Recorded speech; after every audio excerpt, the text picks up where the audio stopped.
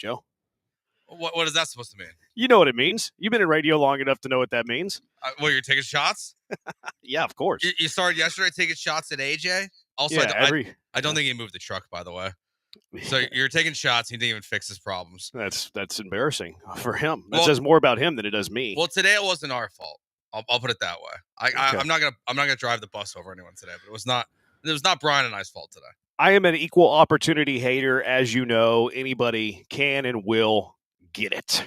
Anybody? I'm not complaining. I'm just teasing you a little bit. I do feel sorry for you, actually. Brian behind the glass, Joe George, Jeremy Branham and George, day 2, post-trade. Brian with us today. Still to be determined where Brian's going to land, but he's with us this afternoon. I feel bad for you, Joe. It's why I didn't want to be too harsh with you early in the show. I kind of want to see where you're at. I want to kind of take your temperature. This Thursday night football game, I forgot it was on. I'll be honest with you. It's been a crazy week. Christmas, there was 2 Christmas games. I had a dinner yesterday, delicious dinner. So I got home and I was looking at Twitter and it's like, oh, this game's in the second half. I was like, oh, I forgot that it was Thursday. I forgot that Thursday night football existed this week. I didn't look like I missed much. I feel bad for you, man. Like, I've watched, I guess, a half of Chicago Bear football this year. You've probably watched, 16 games in totality? I watched maybe more than once. Every game, yeah.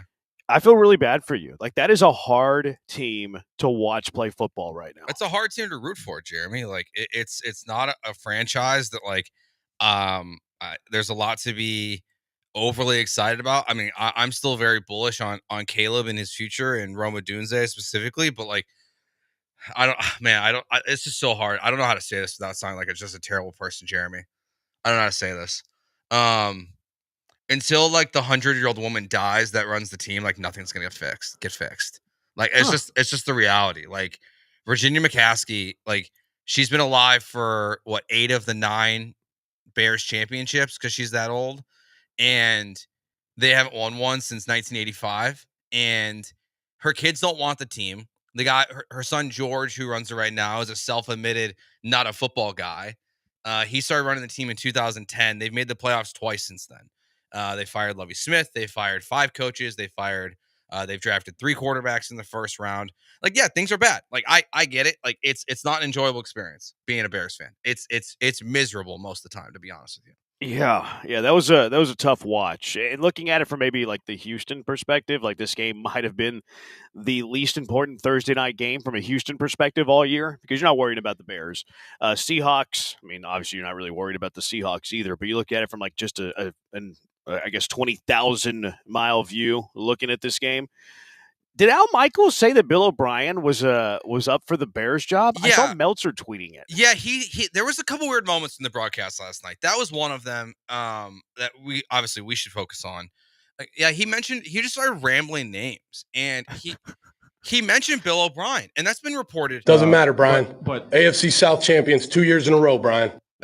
Nowhere's been reported that. Now look, Paul is a really good friend. He is doing his best to convince me to not be a Bears fan. I've never considered wavering off of it, like, ever. That might do it for me. No, you shouldn't waver off being a Bears fan. Like, that's your team. Like, you grew up with that team. Bill O'Brien might be too far. Like, of all the things that they could do, they've hired a guy from Canada. They've hired like Matt Nagy, all these disastrous coaches, John Fox, like and like Bill O'Brien to develop Caleb Williams. I don't think there's any reality to it. I think Al was just literally rambling names. I don't think no one's reported that. Like, no one's confirmed it. Even like none of like the big like national reporters even acknowledged it.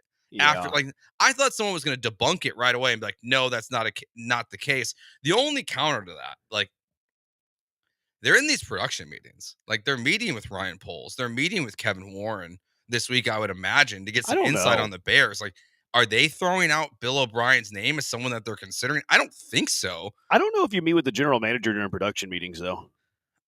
Like, maybe in this situation, it might be different because, like, it's an interim coach and they're going to get a new coach. Yeah. So, like, I guess it's on the table. I would say that it's pretty low that they're meeting with the general manager. Now, maybe just like a conversation over, like, the media dining, so it wouldn't surprise me if they path or cross paths, maybe. Yeah. Maybe.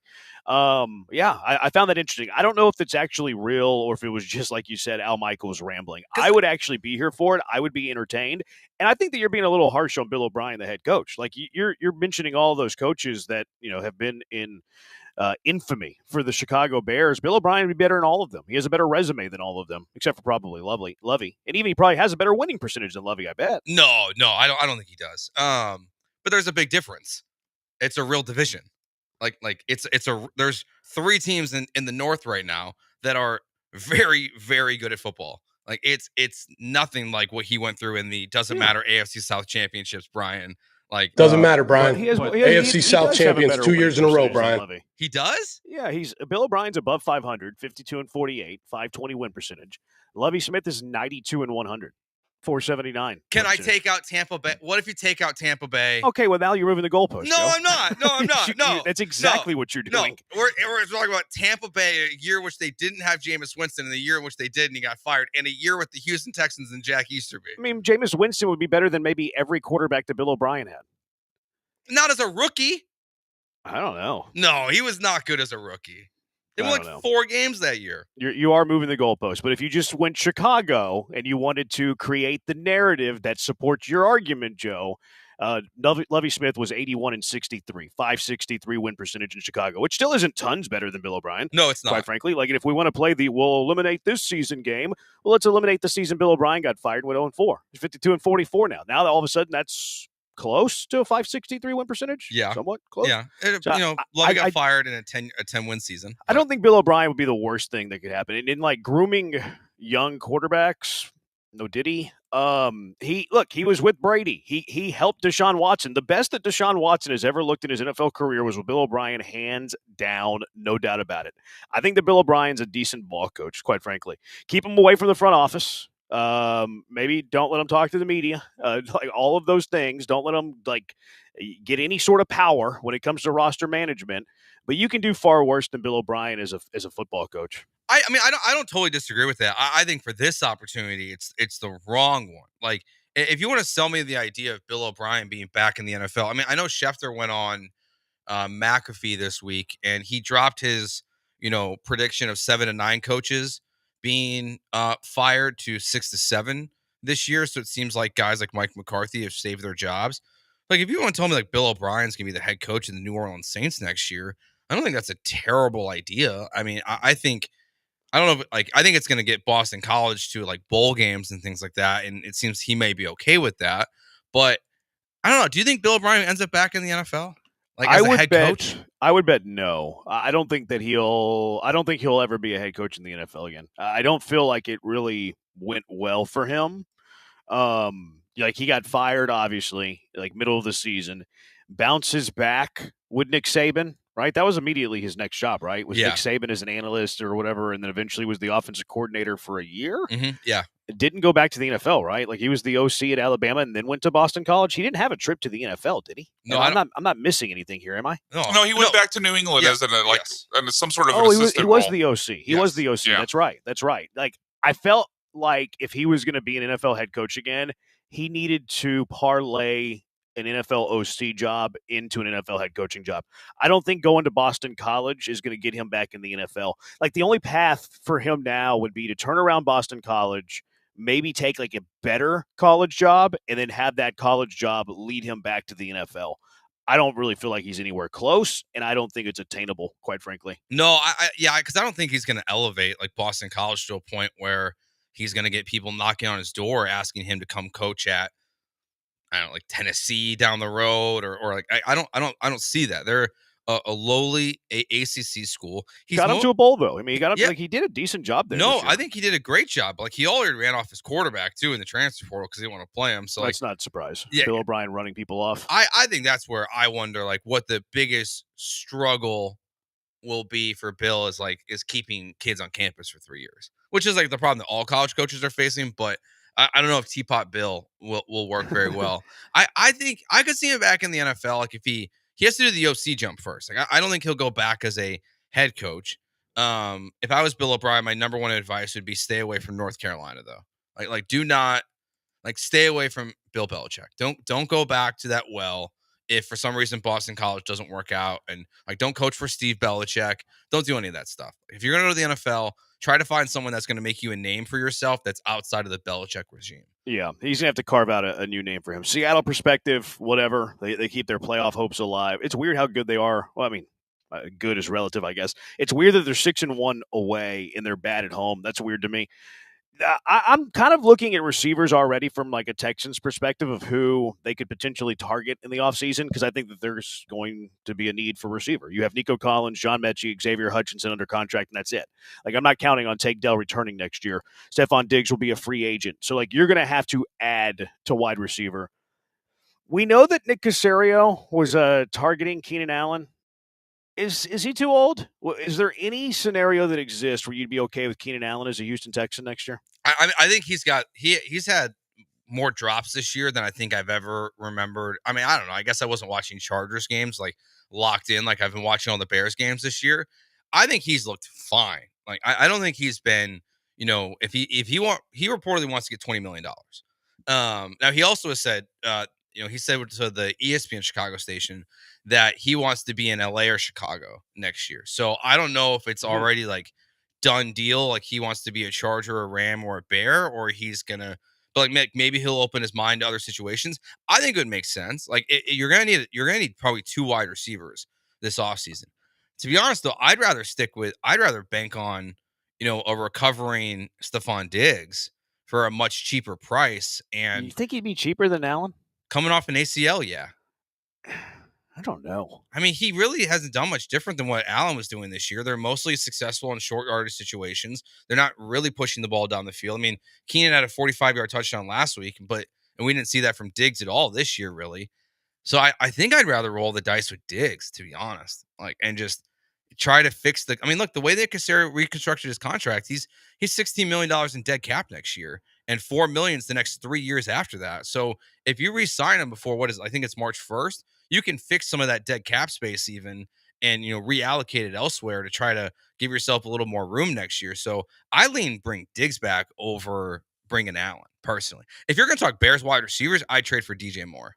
Yeah, I just don't think that's realistic. Like It's Keenan too much Allen's going to be a free agent. Like he's attainable. Whereas DJ Moore, like what is the price tag on DJ Moore? At least a first, probably a first. Yeah, like, for can sure. You get him for a second and sweeteners? I don't know. I would say second sweeteners because I think he demands a trade this offseason. It's one of my hot takes. And you also got to pay him, which the Texans don't have tons of money to spend in the offseason. Like I think they need to be value shopping at wide receiver. And the Diggs contract stuff with the salary cap makes tons of sense. It might be for me, whichever one makes more financial sense between Diggs and Allen. I'd be fine. Like I think both those guys. I mean, really, and honestly, you can even look at. He didn't have a huge impact game last night, but what's Tyler Lockett's situation? Like, would he be an option too? He's obviously had a less than stellar year than with Seattle, but he's kind of in that bargain bin veteran shopping wide receiver range of like these kind of guys we're talking about. He's the oldest of the three. Yeah. He's also the littlest of the three. Yep. Like he's not much smaller than Diggs, but like I want a possession guy. Like, and I don't really view Lockett, and maybe that's unfair of me, but I don't really view Lockett as good of a possession guy as Allen and Stephon Diggs.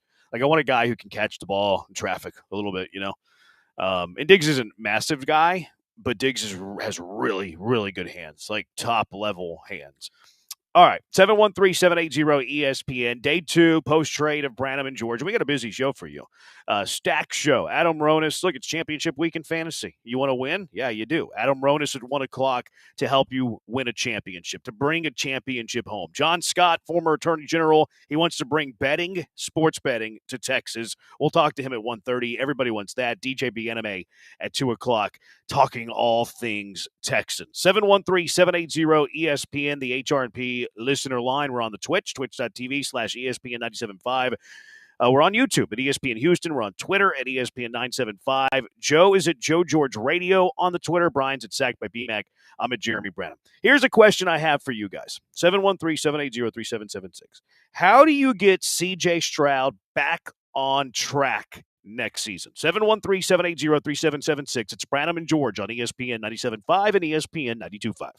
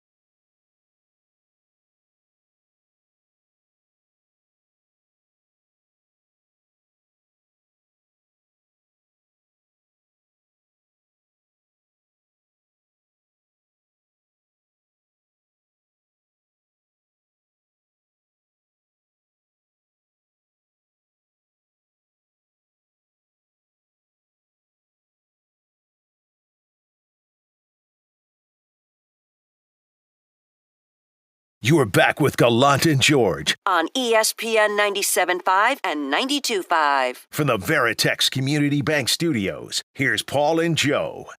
How do you get C.J. Stroud back on track next season? 713-780-ESPN. I asked this to my Twitter followers, at Jeremy Brenham on Twitter. I am an influencer of one social Just media. throw this crap out there to get clicks. Yeah. That soundbite doesn't really paint Granato in a great picture. He's very aggressive, very mean, and it's not clicks anymore, Granato. It's engagement. You're showing your age, quite frankly. 713-780-ESPN. How do you get C.J. Stroud back on track next season? But the reason that I said that I posted on my Twitter was not to gain a follower or two. It was because there were a few comments that were like, next season, how about this season? So maybe start there. Can you get C.J. Stroud back on track this season, Joe? I'm gonna say no. Unfortunately, I don't see it that like something's gonna magically get fixed this year. You're not gonna fix the offensive line. Deontay Johnson doesn't solve your wide receiver problems. Dalton Schultz isn't magically gonna start running fast again on the field. CJ's not gonna stop looking like he's scared of what's happening around the pocket. All of a sudden, even if he doesn't play this week, like he's not gonna just show up against the Pittsburgh Steelers with TJ Watt coming off the corner and like feel like everything's fine and dandy with this offensive line. So honestly, I think the answer to me for this season is an easy not happening. Yeah, I do too. And that's why I phrased the question that way next season, because I think next season's attainable. I think it's realistic. Whereas I don't think this season is realistic. Do I think that they can win a wild card game? Yeah. Do I think they can go to Arrowhead and be competitive and maybe even like sneak out a win? I actually think that they can. I think it's possible. I think they would have to do it with defense, though. I think it would have to be a 17-13 type of win where you do just enough offensively and the defense carries you. So I'm not even ruling that out. But in terms of C.J. Stroud getting back into like that MVP, top 5 quarterback conversation, what will it take to get him back there, where he was at the start of the year, where a lot of ignorant people were calling him a top 5 quarterback in the NFL, a lot of dummies, a lot of people that had no idea what they're talking about when it comes to football were claiming that C.J. Stroud was already a top 5 quarterback. He was in the MVP conversation. How do you get him on track next season for that? I think it starts with the offensive line. He has to feel more comfortable next year because I think the biggest thing with CJ for me is just how uncomfortable he looks in the pocket right now. That he's missing throws this year that he wasn't missing last year. Throws that I don't think he was missing at Ohio State. He looks timid to me in the pocket. So you have to rebuild his confidence, and I think the only way to rebuild the confidence with the offensive line is putting in new faces in there. And because frankly, I think if you just come back next year, Jeremy, with, Tunsil and Howard and Shaq Mason and Juice Scruggs and Jared Patterson and Kenyon Green, like some combo of those guys that, well, why would CJ feel any better? He's just going to be thinking about this last season every time he drops back, every time he steps on the field. So I think the first step for me is the easiest one, which is change like at least 2/5 of your offensive line. Okay, so about 40% of that offensive line. It's weird to me, like, where to assign blame, because I'm with you. Like, it's fixed the offensive line. This year, they're one of the worst offensive lines in the NFL. Last year, somehow, they were above average. Like, it's weird how, with a bunch of misfits, they were above average in offensive line play last year, and this year they're below average. It's kind of a mystery, quite frankly. It's why it's tough for me to assign blame. Like everybody, well, Chris Strausser's the problem. He's the reason that you can't get Laramie Tunsil, a top 5 left tackle. Titus Howard, who was a first rounder, and you paid top 5 right tackle money too. Juice Scruggs, a second rounder. Kenyon Green, a first rounder. Shaq Mason, who's a solid veteran. That it's Chris Strausser's fault that this offensive line is terrible. But then who do you give credit for last year whenever you had a top 15, not top 10, when you had a top 15 offensive line with a bunch of journeymen that were filling in for injured players, and it seems like you were getting injured players all year long. So, like, if you want to give Chris Strausser blame this year, I feel like you also have to give him credit last year. Like, I feel like he did a good job, whereas this year it doesn't feel that way. So it's tough for me to assign where the blame is. Is it an offensive line that we've just overrated in terms of talent? Is it Chris Strausser, who's a bad offensive line coach, although he seemed like he was a good offensive line coach last year? Is it Bobby Slowick, who is the CEO of offense?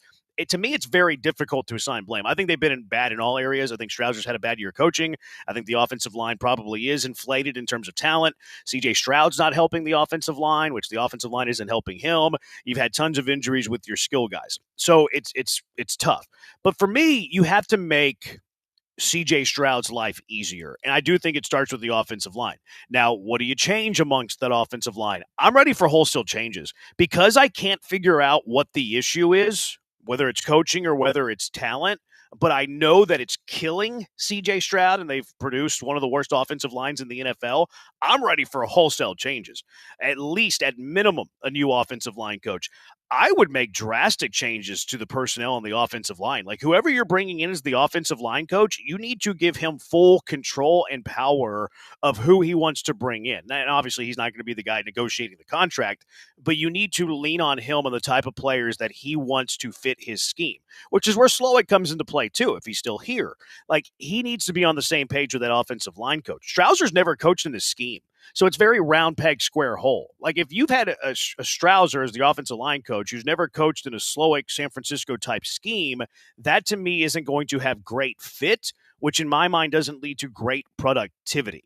So the offensive line coach, OC, whoever they are, they need to be aligned. They need to be on the same page. And I want to give that offensive line coach as much control as you can, bringing in the players he wants. So if you think that Titus Howard is going to be a cap casualty because you can save some money by getting rid of Titus Howard as a June 1st cut, do it. If you think that you can get a huge return for Laramie Tunsil, do it. Like, I don't care at this point. I'm ready to blow it all up because, you can't trade Laramie Tunsil. He's protecting the investment. Well, then why is this offensive line one of the worst offensive lines in the NFL? I agree that Laramie Tunsil can be a top 5 left tackle, but he's currently leading an offensive line that's a bottom 5 offensive line. So I'm in favor of wholesale changes across the board, whatever it takes to get this offensive line better. And I think that's step one to fixing CJ Stroud for 2025. I'm also in favor of wholesale changes. I wouldn't go as far, though, to say it to blow it up to the degree of moving Laramie Tunsil, not because any of what you said isn't true, but because I just don't think this team has the flexibility with their assets and the salary cap to basically make 5 changes on the offensive line. So from just a practicality standpoint, I would be looking to probably replace 3 guys. I mean, just make it the interior, left guard, center, and right guard. Make wholesale changes there, and then stick with your tackles, whether that be Fisher or Titus Howard. But I like to go a step further on the coaching side because you mentioned the offensive line coach, and certainly that deserves a change of the guard, considering what this season looks like. But I go further. I make a move with Bobby Sloak as well. I say that knowing the likelihood of D'Amico making that change is 5%, 10%. It's very, very low.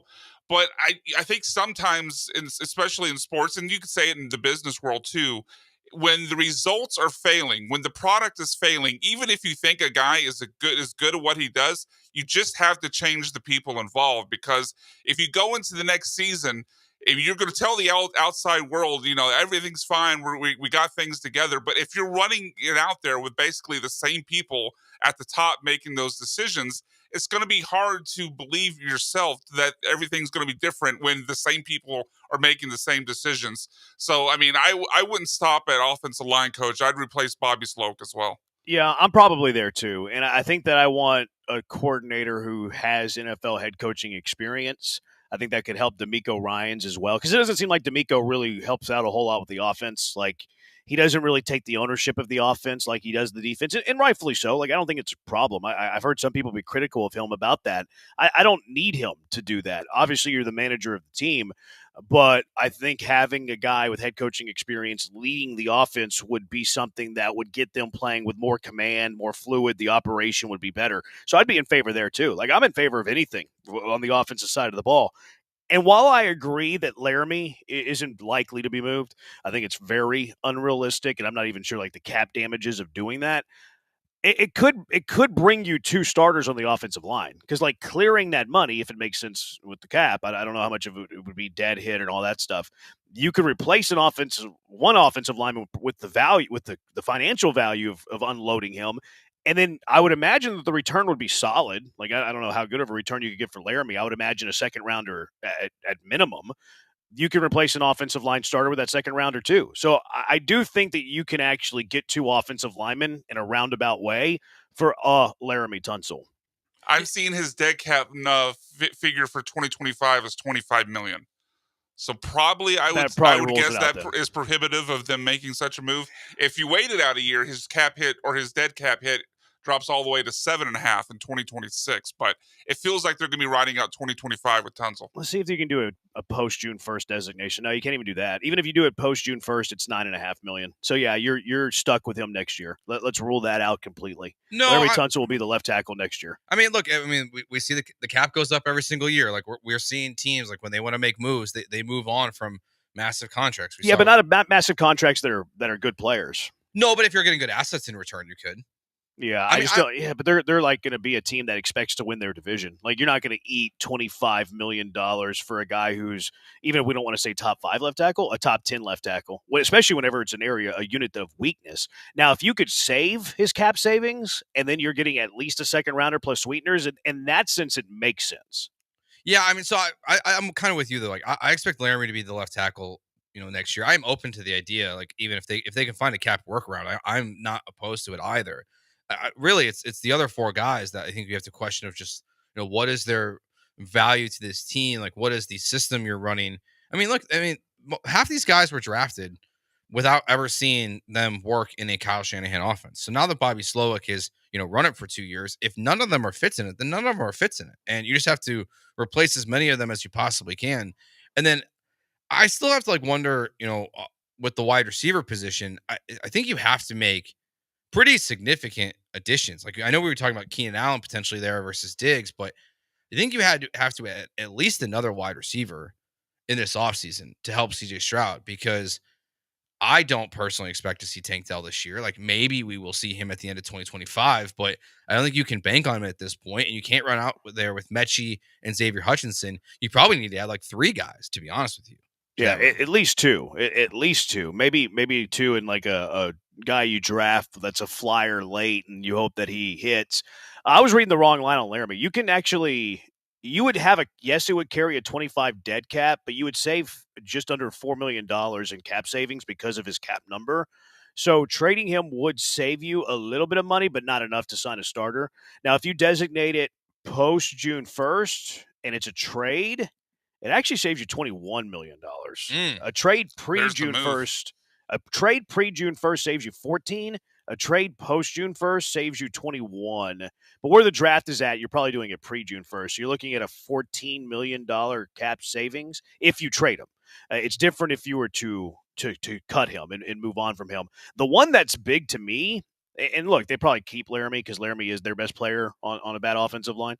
The one that sticks out to me is Titus Howard. Titus Howard, if you cut him post-June 1st, saves you $14 million.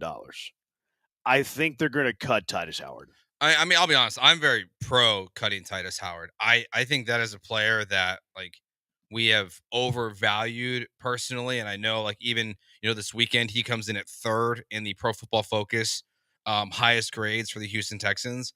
But it wasn't high. No, it was 3rd, grade. But it still wasn't a high grade. Yeah, it was a 71.8. I mean, Kendrick Green's ranked in front of him. Larry Tunsil's number 1. So your top 3 guys are your offensive line from this weekend, which is, and that's good. But he's given up a ton of pressures this year. You look at some of the analytical stuff with Titus Howard, he just hasn't been great this year. And I am not a Titus guy. And I think you mentioned this yesterday, Jeremy. The fact that they're so willing to move him to left guard when he's so adamant about being a tackle only, I think that he's also not going to want to be here either. And they drafted Blake Fisher for a reason. You can save $14 million. So you get a better guard or center. You roll with Blake Fisher at right tackle. You draft someone in the 1st or 2nd round to play another interior spot. And then you sign a veteran. And you've probably fixed your offensive line and probably made it better.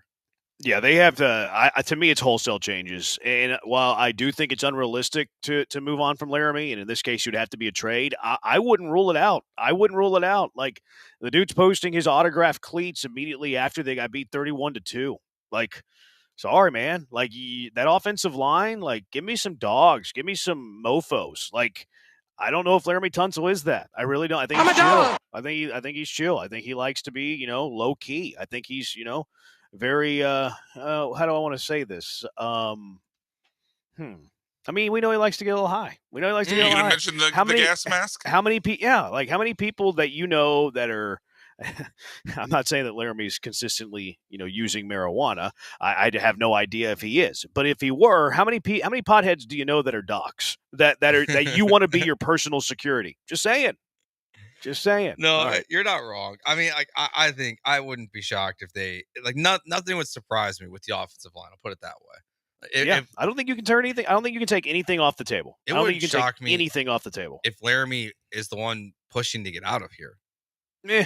I don't think he cares. I don't think he cares where he's at as long as he's being paid a lot of money. Yeah, I mean, look, that is obviously his motivation. Like he was talking about, he re-signed with the Texans twice when they were bad. Mm-hmm. Like his motivation is to be the highest paid player, and he's his own agent and all of that because that saves him some money. Like his motivation is to be highly paid, and that's not. There's nothing wrong with that. That's fine, but that is his motivation. Let's call it what it is. Now, next year could be a contract year technically.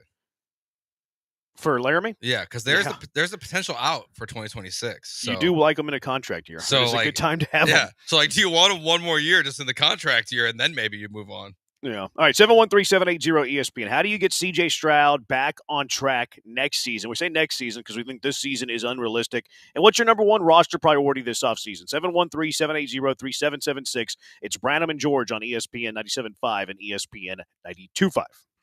Let's talk about ESPN Bet inside LaBerge in Lake Charles. They've got the 24-foot video wall, great food cooked up by Chef Lyle. You can use the ESPN Bet app as soon as you cross into Louisiana. They got the 19 betting kiosks. So however you want to bet on your favorite teams, you can do when you're inside the sportsbook at ESPN Bet. Great time of year to go. The college football playoffs. But think about it. Coming up in January, we're going to have the college football semifinals on a Thursday and Friday, and then NFL playoff action on Saturday, Sunday, and Monday. The perfect weekend to go to ESPN Bet into LaBerge. So when you want to leave Texans bet on your Texas teams, make sure you do it at ESPN Bet inside LaBerge in Lake Charles.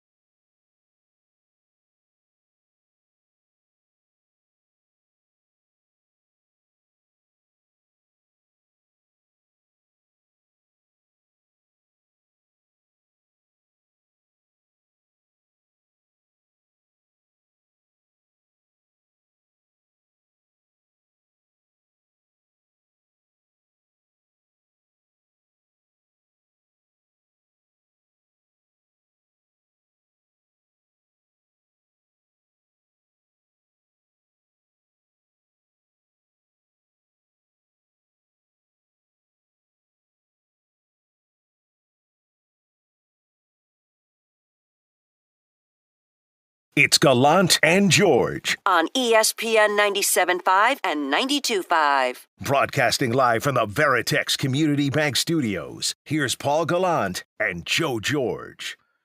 No Gallant today. Branham and Paul have been traded. It's now Branham and George, noon to 3 on ESPN 97.5. Brian's sitting in. Still TBD on where Brian ends up. On the Twitch, Z says Laramie Tunsil is a guy that takes no responsibility for his mistakes. He's big, loud, and outspoken. See, I don't think he's loud and outspoken. I feel like he's quiet and doesn't say much. And the O-line mentality starts with him first. He's the top-paid veteran on that O-line and probably prevents Stroud from speaking his mind. I don't think Stroud has a problem speaking his mind. He needs to go, but can you replace him? I'm not sure that you can. So that's where Z is on Laramie Tunsil. A few texts for starters on CJ. He needs to be a student in the film room in the offseason and during the year. We don't know that he's not.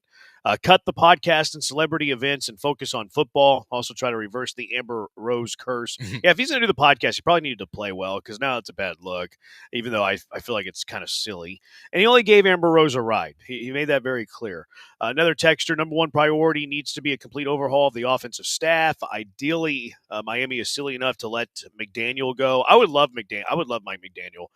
I feel like that's the pipe dream, quite frankly, where Miami's like, okay, we're moving on. I don't think that they will, but they're like, okay, we're moving on, and then you hire Mike McDaniel. To me, that's the pipe dream. To me, that's the number one wish for this offensive, rebuild to try to get Stroud back on track.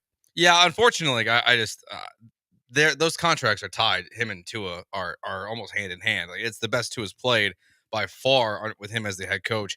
I don't know why, if you're the Dolphins, you would think that someone else would come in if Tua is your quarterback going forward and get the same production that they've gotten out of him. And now they might be limited in how far this team can go. And we might have seen that, maybe in last season. So eventually it could get there. That honestly feels like what we're headed towards in 2026 for me. Is Mike McDaniel is the offensive coordinator of the Houston Texans. Well, you'd have to keep Sloak for one more year, though. I think they're going to. Okay. I don't want them to, but I think they're going to. I think Bobby Sloak will be the OC next year. And I think they will make changes at offensive line with the offensive line coach, and they will hope that it fixes issues that way, and that they think that will be what solves CJ's problems. The other one that I'm trying to see, trying to find this if it's still a thing, or if because I thought I saw a rumor that once that CJ stopped working with Quincy Avery, the quarterback supposed guru. I would change gurus. All the quarterbacks he works with are terribly inaccurate. Deshaun Watson, Justin Fields, Jordan Love, CJ Stroud, all these guys that Quincy Avery works with, I think are usually wildly disappointing in terms of accuracy. So maybe on the offseason, find a different quarterback coach as well. Yeah. I don't know. I don't know how much I can put faith in that. I don't know if that's a reason that Stroud is struggling. I feel like that's very low on the totem pole. The quarterback coach that you're working with. I'm not even sure they work together anymore. Yeah, that's what I said. I'm not sure. I know they work together pre-draft, but if he still is working with them, and I know you like Gerard. Do you think do you think that they need a different name in the room, instead for a quarterback coach, where whatever they're working on with CJ is not, translating to him? It's just weird because I think from a Sloak and Gerard point of view, they were highly praised for the rookie year that CJ Stroud had. Mm-hmm. And then now they're being heavily criticized for the sophomore year he's having. Which one is true? Which one is true? And is there more than that, those two elements that lead to the lack of production that CJ Stroud has had, which is where I think that. I think it's more to do about the offensive line. I think the offensive line is easily the majority to blame for the lack of production we were expecting to see for CJ Stroud. I think there are other variables. I think Slowick's play calling maybe hasn't regressed, but maybe it's more magnified, the negative plays, than there were last year because Stroud had more time, could make things happen better because the offensive line protected better. The skill position players weren't really better last year than they are this year, even with injury. Last year they had Nico, who missed a chunk of time. They had Tank Dell, who broke his fibula, who missed a chunk of time. Their best running back was Devin Singletary. He didn't even really get starting reps until week 3, week 4. Mm-hmm. They were committed to Dameon Pierce. You had the same tight end. So I don't even think that the skill players have slacked off. I feel like CJ's had more skill around him this year than last year, actually. I think that's why people are so concerned about like what's happening in front of them is that the offseason moves you made were Joe Mixon, Stephon Diggs, your offensive line was healthy, Tank Dell is healthy. I think we all assumed it was going to improve. It's why there was so much hype about the Texans going into the year, because anything logically was that last year, that even though this year you had a tougher schedule, that with all the returning pieces, the development that would happen in the offseason, that the Texans would be ready to make that next jump. The jump that we've seen, these young teams have from year one to year two, they were just logically the next team to do that. And then none of that happened. I think it's what we're saying here is the offensive line is going to change. The offensive line coach is going to change, and they're going to stick with Bobby Slowick. And, I think there is real risk at that, because that means that the reality is if it doesn't work, you're going into year 4, the year that you can pay CJ Stroud with a new offensive coordinator, potentially another year of like mid football, which we saw this year. DeMeco Ryans is going into his 4th year. Like, that's when you want to make the offensive coordinator change, because typically that feels to me like if it was any other organization, I would say that's concerning that you're making that offensive coordinator change at that time, because typically that means your coach is on the hot seat. Yeah.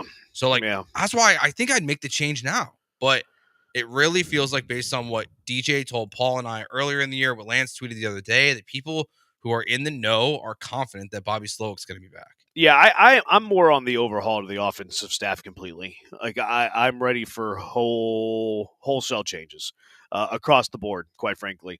So offensive line, wholesale changes offensively, skill position needs to be fixed. What would be your number one priority this offseason for the Texans? I do think it is like the second wide receiver outside of the offensive line. Because I think we've covered that. I think it's clear we both view the offensive line and the offensive line coach as your number one priority. So I think the next one, I think identifying who the second wide receiver is going to be for the Houston Texans, because I even if it's Diggs or Allen, like I think at best, like you want those guys to be your third option with what we've seen from both of them this year. Like, they haven't been explosive. So whether you're looking at the draft or something else in free agency that's reasonable, like obviously they're not going to be in the T. Higgins market and things like that. But I think wide receiver, because of the injuries that have occurred to this team, unfortunately have to be a priority again in the offseason, even though you have other areas you need to fix. See, I think you can balance it out with I think you can balance it out with more of a variety of skill. Like, I don't think that you need this collection of top talent per se. Like, Nico's your guy, right? Like, he's your number one. Like, we all know that now. There's no doubt about it. Nico Collins is your top receiver. I think you need a possession guy, and I think you need a speed guy that can take the top off of defense. I think that helps an offensive play caller. I think it helps an offense entirely. Like, you look at the Lions. Like, the Lions receivers specifically, like, Amon-Ra St. Brown is their dude, right? And then they have Jamison Williams that can take the top off the defense. Their possession guy, probably Amon-Ra, and then also Sam Laporta, and then Gibbs can help you in the backfield there. Like, I don't think that you need to spend tons of money or resources in receivers. I think that you need a balanced, versatile group next to Nico Collins. I think you need a possession guy next to Nico Collins, and I think you need a burner that can take the top off of defense next to Nico Collins. And then you probably need to help a little bit with Joe Mixon in the running back room. And, like a fourth rounder. Like, look what some of these rookie running backs are doing that were drafted in the mid rounds. Like, you don't need a dude that's going to come in and take Joe Mixon's job. You need a guy that can help you a little bit offensively, and then maybe eventually in a couple of years take Joe Mixon's job. So I think that you can do it like wisely without spending tons of resources, whether it's finances or draft capital doing it. Yeah, and I was going to go along that running back line as well, because I think what we've seen this year where teams are having to adjust to the too high safety looks, teams taking away the deep passes, that teams with the great running backs are having a lot of success. We've seen what happened. I mean, Josh Jacobs has had a career rejuvenation there in Green Bay. Derrick Henry obviously has beat Father Time once again. The Texans need more than one running back who they can trust to hand the ball to, because Joe Mixon, like most running backs, especially running backs of a certain age, is going to miss a few games. He's missed 3 games this year. And when he's out, I mean, between Dameon Pierce and Dare, they don't have a running back you want to give the ball to, 10, 12, 13, 14, 15 times if Joe Mixon is unavailable, or if you're just trying to save him some reps because he's an older running back. So I'd like to see them through the draft, maybe with a kind of a low-cost free agent address the running back depth. And then, like you guys laid out, I don't think you need to spend super big at wide receiver. I mean, we saw on the Texans, and this is going back obviously a couple regimes now, but they've had success in the passing game before with one good wide receiver and then filling that out with the role players, the possession guy, the deep down the field guy, like you mentioned. Andre Johnson, who was the second best wide receiver next to him all those years in Houston. Kevin Walter, it wasn't some high price guy. I mean, D Hop didn't come in until I think his second to last year in Houston. So I don't think you have to spend big at wide receiver, and I'd like to see them add some depth at running back. What about D Hop as the possession guy? I wouldn't mind that. Yeah, I don't hate it. I think that'd be a fun story. It would. I'm all for him. Keenan, Diggs, all these names. Yeah, like find some geezer who's 31 that you can get it at a decent value, and then add somebody like the third round or something and make it happen. Yeah, sure-handed guy that you can trust on 3rd and 5s, and then a guy that's a burner that you have to respect. And if you don't, he's going to catch, a 70-yard touchdown once every 3 games. Like I think that's how you fill out the receiver room without having to be like super costly at it, because the offensive line's the primary issue. And then the luxury that you do have for Caserio, the defense is kind of like everybody's kind of coming back. Like Anderson and Hunter under contracts. The interior defensive tackles, I'm not sure there, but they've proven they can go out and find those guys. Aziz is under contract. Harris is under contract. Stingley, Lassiter, Bullock, Jimmy Ward, Jalen Petrie's even under contract. So your defense is kind of all coming back. You'll need to help like the depth, but you don't really need to go spend a ton of money or draft picks on the defense side of the ball. Although I don't want to draft offensive linemen. All right, 713-780-ESPN HRP listener line. Let's go out to the HRP listener line real quick before we get to Adam Ronis. Larry, you're in the hive with the Bees. What's up, Larry? Hey guys, it's just like everybody just needs to relax. It's CJ's second year. Yeah, defense is going to adapt to him. Plus, there's numerous injuries on the team. Nobody's talking about the coach for the Niners getting fired and with all those injuries. They're going to adapt. They're going to come back strong in the 3rd season. Yeah, they need to use some key pieces, but without receivers, they hardly have anything. I'm going to listen on y'all's thoughts. I think we're pretty relaxed. I mean, we're talking about him bouncing back in year 3. No one's saying that CJ Stroud's not the franchise quarterback.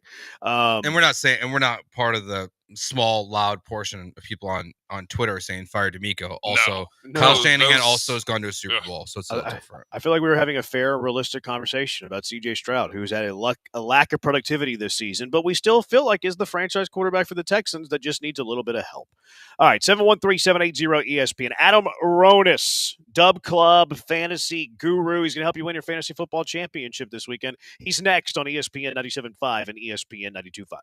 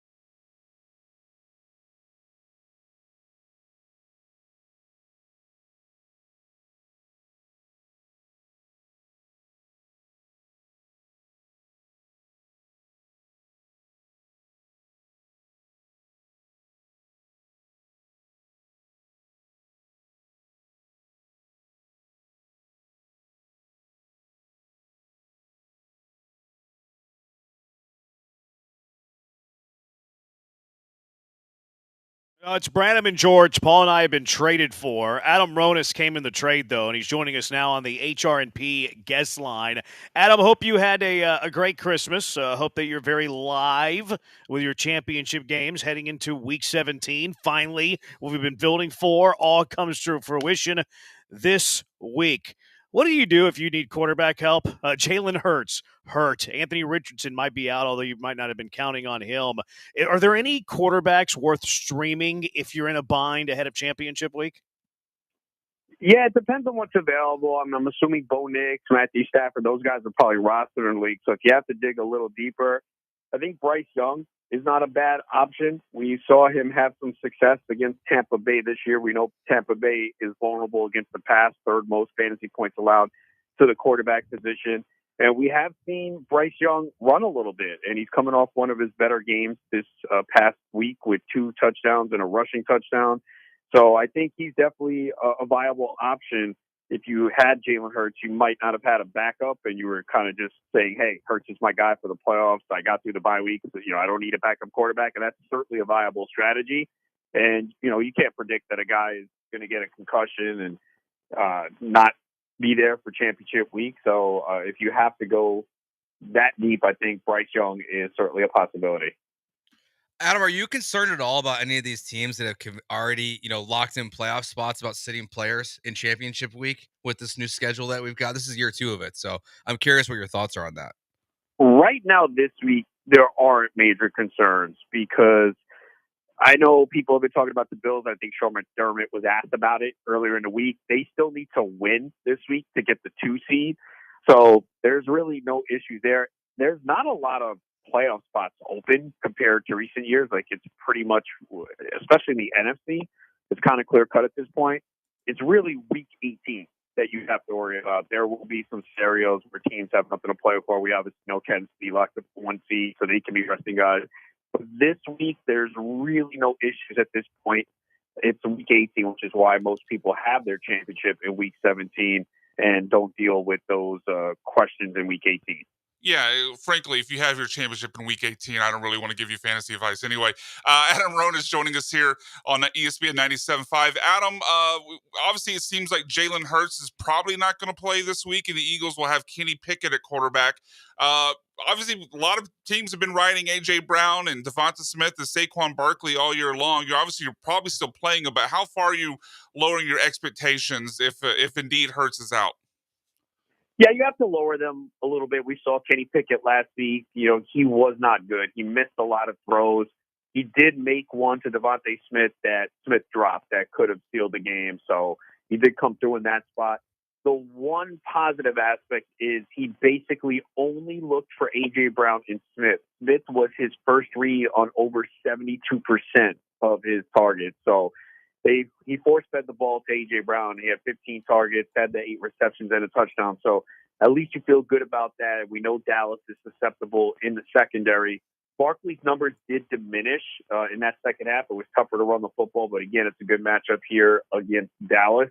And Barkley's going to get the touches, so you start him. Smith would be one where I could see maybe going in a different direction if you had a lot of options at wide receiver, but again, the good thing was at least Pickett was force-feeding the ball to his playmakers.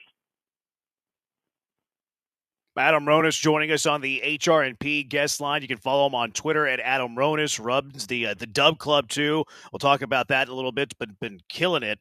If you're a CeeDee Lamb owner, which, asking for a me, not great heading into championship week, are there any streaming wide receiver options that are worthwhile? Yeah, receiver's a little bit tougher, but again, it depends on what's available. I mean, Jalen McMillan would be a great option. I don't know if he's available in many leagues at this point. But then when you go further down, there's just not a lot that you feel great about. Maybe Jalen Coker, especially if Adam Thielen does not play. He popped up on the injury report yesterday with a hamstring injury. The Green Bay wide receivers have been a headache all season long just because they run the ball so much. But a game against Minnesota, they're probably going to have to pass. And so maybe you can go with one of those guys if they're available, a Romeo Doubs, a Christian Watson if he suits up. But, yeah, there's just not a lot at wide receiver, depending on the depth of your league. I'm assuming, McMillan is probably rostered and, guys like that. So I'd say Jalen McMillan, Coker would be one. I mean, Hollywood Brown already played. So, yeah, that's the other problem with the schedule this week is you had 2 games Wednesday, a game Thursday, 3 on Saturday. So if you're waiting till Sunday, you just have fewer options just because the way the schedule has spread out this week. And it has made it challenging. Usually championship week, hey, it's easy. I got my team. They got me here. That's not the case this week. We have a lot of injury questions this week. Yeah, I think the other one that, potentially Saturday night at least like you're saying, Adam, you have all Sunday to look forward to, but James Conner potentially, and I know Trey Benson, like he's been out as well. So you don't even have his just like handcuff there. Where are you looking at the running back position if Conner or someone like that is out this weekend? It looks like Conner is a go. That's okay. All the reports indicate that he's going to play. So that's it's always tough, but hey, if the Cardinals feel that he's good enough to suit up, especially considering they're eliminated from playoff contention, they signed this guy to an extension. So if they're going to put him out there, I think you play him. He's been great all year, and I think there's a lot of pride for Conner. He's missed games every single year, and I think he wants to go out there and play the entire season. I think that means a lot to him. And Arizona is in a position to play spoiler against the Rams after they got eliminated last week. So I think if I had Conner, and I do in a situation, I'm likely going to play him, again, unless you have clearer, better options. But Conner's been solid all season long. He can catch passes as well. One of the few bright spots for Arizona this year, which has just been a major disappointment. Adam Rohn is joining us here on ESPN 97.5. Adam, I don't know what's actionable about this, but mostly I'm just speaking as a frustrated manager of James Cook. What have you made of the Bills' usage of James Cook, where it seems like he always rips off some huge play in the first half, and then over the second half, like we saw last week, Ray Davis and Ty Johnson seemingly take almost all the workload. I was looking at his game log. He hasn't had a game with over 15 carries since week 10, only 2 since week 5. Maybe they're just saving him for the postseason, trying to be smart with his workload. But what have you made of how the Bills have used James Cook? Yeah, I've been disgusted with it myself, too, as someone who has them in a championship game. So I could really use a 2-3 touchdown game because I had players in last night's games, Seattle and Chicago. So obviously I'm in a bad spot right now. So I need that massive game from Cook. He still has been phenomenal for fantasy. And I think the frustrating part is we know it could be even better. He has 16 total touchdowns on the year. And in my preseason rankings, and I make comments on some players, I said, look, if Cook gets the goal line carries and scores touchdowns, he'll break out. And he has, but it still could have been better. He's averaging 5.1 yards per carry. And I don't understand why they don't use him in the passing game more. He's got that skill set. You see him. He makes plays in the passing game, and yet we've seen a lot of Ty Johnson over the last few weeks. You mentioned Ray Davis getting involved as well. And he's still been productive. If you look at the touchdowns, he's got 3 touchdowns in the last 2 games. He's got 6 in the last 5. So he's been scoring, but you're right, the lack of carries. I mean, this guy hasn't seen 19 carries since November 10th. It's been 11, 14, 6, 14. So it has been frustrating. And yet he has 3 100-yard games in the last 4 and breaking off these long runs. So, yes, it could be even better. Like, it's still been a great year. Like, if you drafted James Cook, you're happy, but there is so much more potential for more, but this infatuation with Ty Johnson is just driving me crazy. You and me both, Adam. I'm curious what you make of some of, and unfortunately it's happening in the most important week of the year for fantasy managers, but there's a trio of games, mostly in the Northeast, that are projected to have some pretty bad weather. We saw the rain, at least in some part, affect last night's game with Seattle and Chicago, but Dallas versus Philly, you have the Colts at the Giants, and Dolphins at Cleveland, all projected to have quite a significant amount of rain and maybe some wind problems too. What is the, I guess, amount of weather or the specific type of weather where you start to look at maybe fantasy production dropping? Is it wind? Is it rain? Where is your threshold? Definitely more wind, right? Because that affects the deep passing, the kicking. So it's really heavy winds, 20 to 25 mile per hour sustained winds. I do think a lot of people overreact to the weather, though, and make bad decisions because we can sit here and talk about the forecast today. We all know how weather goes. I mean, it changes. So you really got to wait until game day, kind of hour by hour. And then sometimes we're told, hey, the forecast looks fine. It'll be good. And then it starts pouring and vice versa. So, you don't want to overreact and bench a really solid player for someone that's subpar just because of weather. So it's really the heavy sustained winds If it's just rain, it's not that bad. I know you can. I don't think rain was the factor last night in the bad play. I think both teams were just bad, and the late Thursday night games in the season, I think these guys are just fatigued. I mean, Thursday night football is not a good idea to begin with. We all know that. This is clearly all for money and TV. You cannot tell me you care about player safety, and then you're having several teams play, 3 games in 11 days down the stretch with the teams that played Wednesday and Saturday? Like, come on. So we've seen now 2 of the last 3 Thursday night games, no touchdowns in both games. I don't think that's a coincidence. Yeah, we all know it's money over player safety, though. We're not fools. We know that. And the NFL is there. They'll tell you that it's about player safety and all of that. But we Netflix spending $150 million to play on a Wednesday. Okay, yeah, that sounds really good. Adam, you're killing it with NFL and NBA during the Dub Club. Head to Adam Ronis on Twitter for more. 161-12 between the NFL and the NBA. And you're giving away a free trial right now. Yeah, definitely. You can hop in there. There's a link on my Twitter at Adam Ronis. You can get a free trial, see for yourself. I mean, again, 3 days is not a good enough sample. I could have a great 3 days. I could have a mediocre 3 days. But if you just want to see how it works, I put the plays out. They instantly get sent to you. And you try to hop on early because those lines move, especially in the NBA, because you put the play out, and then if a lot of people start betting it, the lines move a lot. So in the NFL, you do see it as well. But if you can hop on some of those lines early in the week, like for example, last week, Mike Evans opened up at 67.5 receiving yards. If you took the over there, you won it. It closed around 80. He finished with 69. So it is important to get some of those lines early, and that's where I try to get them out early for subscribers. We appreciate it, Adam. Adam, thanks for the time. Best of luck this weekend and all your championships. Thanks. Good luck to you guys as well. Appreciate it. Adam Ronis, Fantasy Life on Sirius, and then runs the Dub Club. Follow him on Twitter. Look for him on Twitter at Adam Ronis. Has that free sample for 3 days. But like you said, it's 3 days, a very small sample, and he has been killing it on the Dub Club really all year long. And with the NBA still kind of early in its season, well worth the investment. All right, we'll step aside for a moment. When we come back, let's talk about the Rockets. The Rockets with their big win yesterday. I don't mean big in terms of stakes or opponent. I just mean the score. And there's also a new thing that I'm getting bullish about with this Houston Rocket team. 713-780-3776. It is Branham and George on ESPN 97.5 and ESPN 92.5.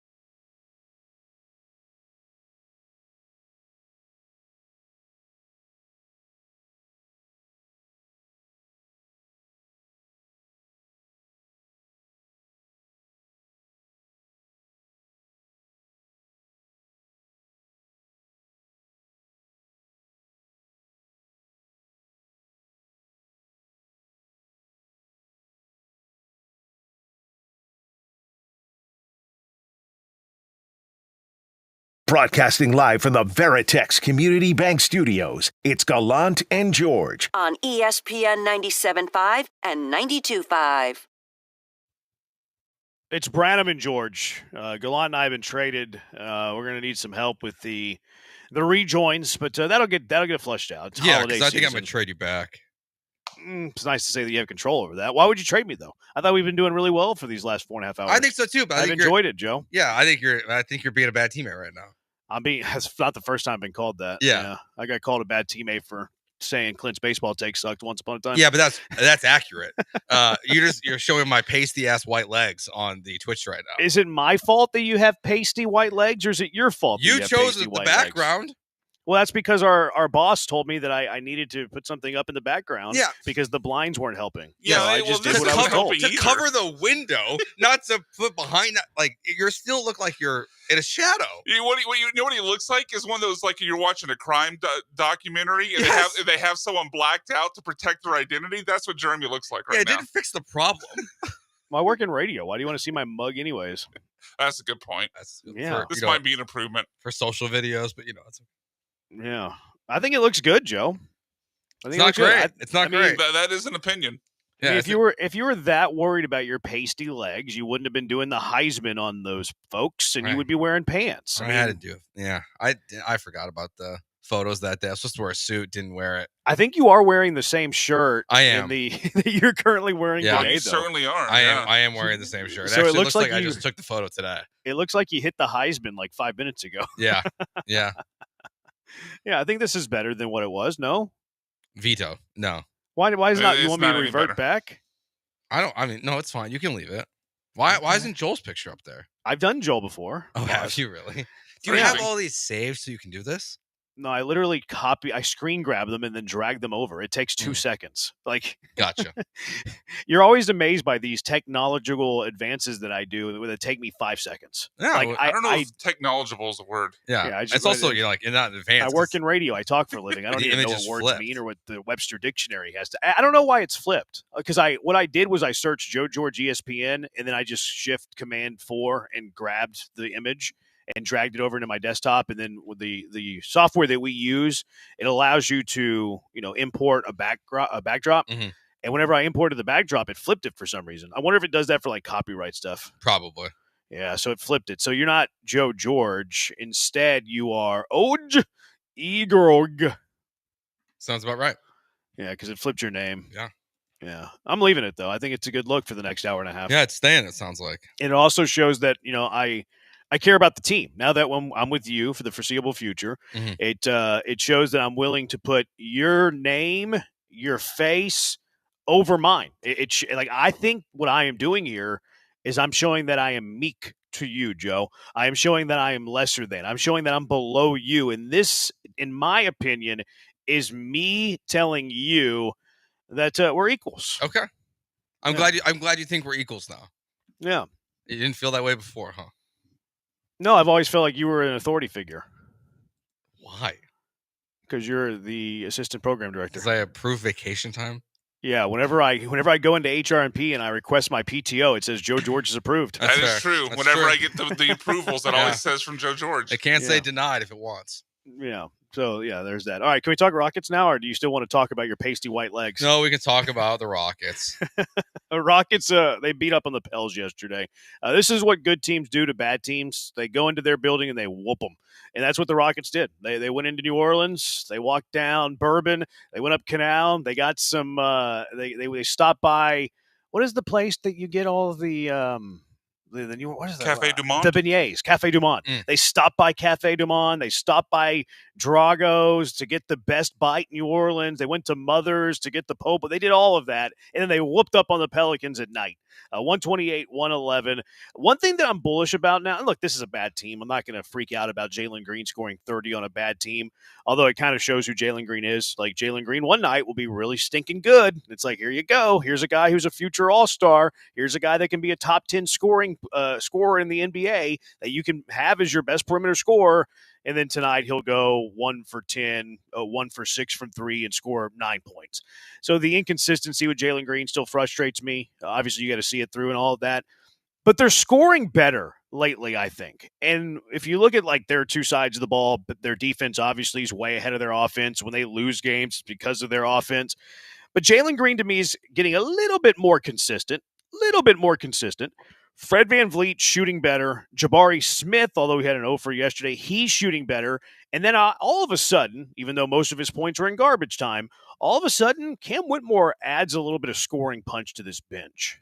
I mean, he adds juice. We saw it last year, but then this kind of like maybe we're just going to follow the same trajectory we saw last year, where he's up on the roster, he doesn't play, he gets sent down to the G League, he gets cooking in the G League, and then he comes back up and he makes an impact on the roster. And there's going to be playing time for him because once Tari and Dylan are able to play again, Jeff Green's not going to have minutes, Jayshawn Tate's not going to have minutes like we saw last night, Aaron Holiday's not. So there are minutes to be had for Cam Whitmore. I would love to see him out there more because, especially on the nights when the Rocket shooting's not there, it feels like that's a guy you could use, someone that can just put up buckets very, very quickly, and that's what he's best at. So I would love to see what we saw, against the Pelicans last night, more of that from the Rockets. I just don't get why Cam Whitmore keeps getting the doghouse so early. Well, I think it's pretty clear. Like, I thought it was pretty there were some possessions yesterday that annoyed me too, if I'm looking at it from an Ime Udoka perspective. I don't think he plays great team ball. I don't think they like him on the defensive end, quite frankly. I think that's why he was in the G League, and I think he was given the mandate when he went to the G League, hey, play a little bit of defense and play a little bit of team ball. He can be a bit of a black hole on the offensive end. Like, if he gets the ball, he's going to take a shot. And he had a couple of possessions yesterday where he ended possessions for their offense. He took a long two with like 18 seconds on the shot clock. You can't be taking that shot, man. Like, that's the reason you got sent to the G League. He's trying to catch lobs that like aren't there, trying to make like these highlight plays. That's why I think that he has too many possessions on offense where it's a dead end. It doesn't lead to anything. He's not moving the ball. And I think that defensively, he still needs some work. Now, he can also get you 27 points. And with the way that Reed Shepherd is playing, well, not very good, I think they need to flip their roles. I think Cam Whitmore needs all of Reed Shepherd's minutes. I think Reed Shepherd needs to go to the G League. And I think Cam Whitmore needs to kind of learn from his mistakes. And look, the fans are going to get frustrated because if Cam Whitmore's playing 20 minutes a night, like you say, on average, there's going to be a night where he screws up something offensively and Ime Udoka benches him, and he's going to play 5 minutes, and the fans are going to be so upset. Oh, no, why isn't he playing Cam? It's because he screwed up. That's why he's not playing Cam. But I do think they need to flip their roles on this team. No, I'm very pro that. Like sending Reed down, I think at this point it's overdue. I think I would say, and frankly, I don't care what the fans think about Cam Whitmore if he doesn't play much and being mad at Ime Udoka. It's the same fan base that was upset about all the schmucks that got traded that were first round picks a couple years ago. Like, exactly, like, right, like they get so attached to these players, and then when they don't work out, like they freak out and call Rafael Stone a terrible GM. All those guys besides KJ Martin are basically out of the NBA, like Ty Washington and all those guys. So if they get upset, whatever. I would rather Cam Whitmore at this point learn on the roster, because also if he's going to be a trade chip, don't you want him to be playing NBA minutes instead of G League minutes?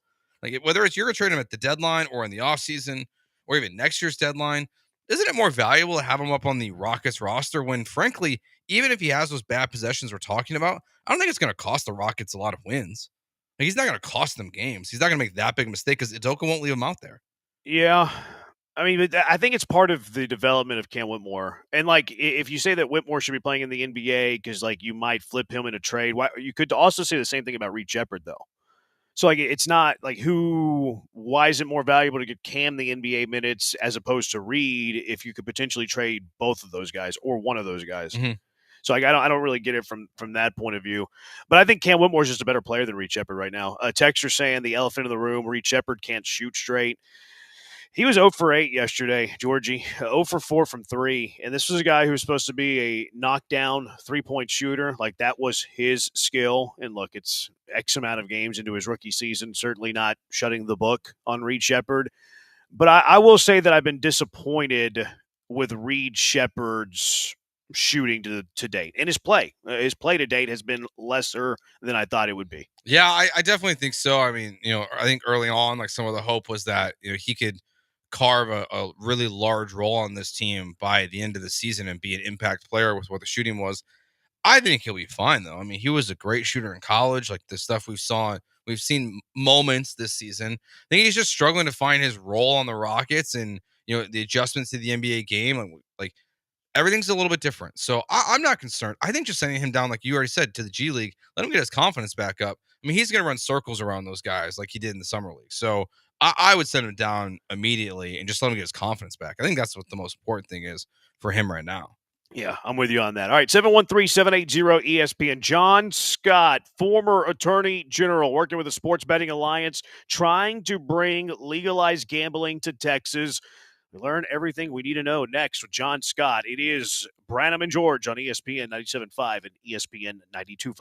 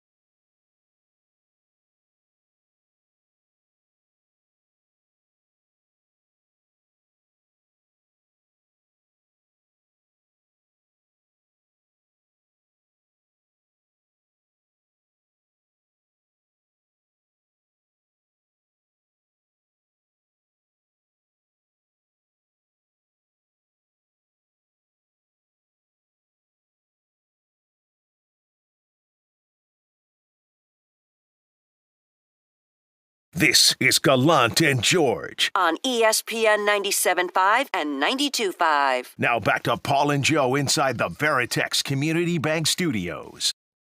Let's go straight out to the HR&P guest line, being joined by John Scott, former Secretary of State, working with the Sports Betting Alliance, trying to bring legalized gambling to Texas. This is something, John, that we all want. Thanks first and foremost for making some time for us this afternoon. Wishing you a Merry Christmas, Happy Holidays, Happy New Year, which is right around the corner as well. What's the hang-up? Why can't we bet legally on sports in Texas, John? Well, I think that's the magic question we've got to get an answer to this next legislative session. We've got to get it through there. We've got to make it legal, like 39 other states in this country have done, so that folks that like watching their sports can put a little money on those sports. John, I'm looking at the website here, and it's interesting. Like, you click on Texas, and it sees, who supports who supports this, who are the alliance partners. You see every single team. Are you surprised that the teams and not just the sports books themselves have all joined in and are all ready to, take this on and have gambling be legalized in Texas and elsewhere, of course, as well? Well, it makes perfect sense for every state, right? There was an economic study recently done, and it would bring $2.6 billion worth of economic activity to our state. That equates to over $360 million of tax revenue directly to the state of Texas. So it's in the best interest of the taxpayers as well. But it's something that's done on a daily basis by folks in the 39 other states perfectly properly. But in Texas, we have people going offshore to places that are not safe to place bets. And I think that's one of the other great fixes we need to have in our legislature. John Scott, former Secretary of State, joining us on the HRMP guest line. That's the dirty truth, is that you might be one of these very few states in the country that still doesn't have legalized sports betting, but they're still betting in that state. They're looking at other means. They're looking at ways that are more unregulated, that are actually worse for the state. What's the counter argument, though? Like, what is the opposition say? Okay, these states that don't have legalized sports gambling, they shouldn't have it. What is that counterpoint?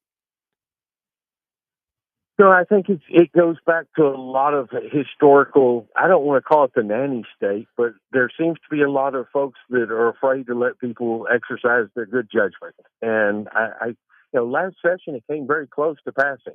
It got out of the House of Representatives. It stalled over in the Senate side.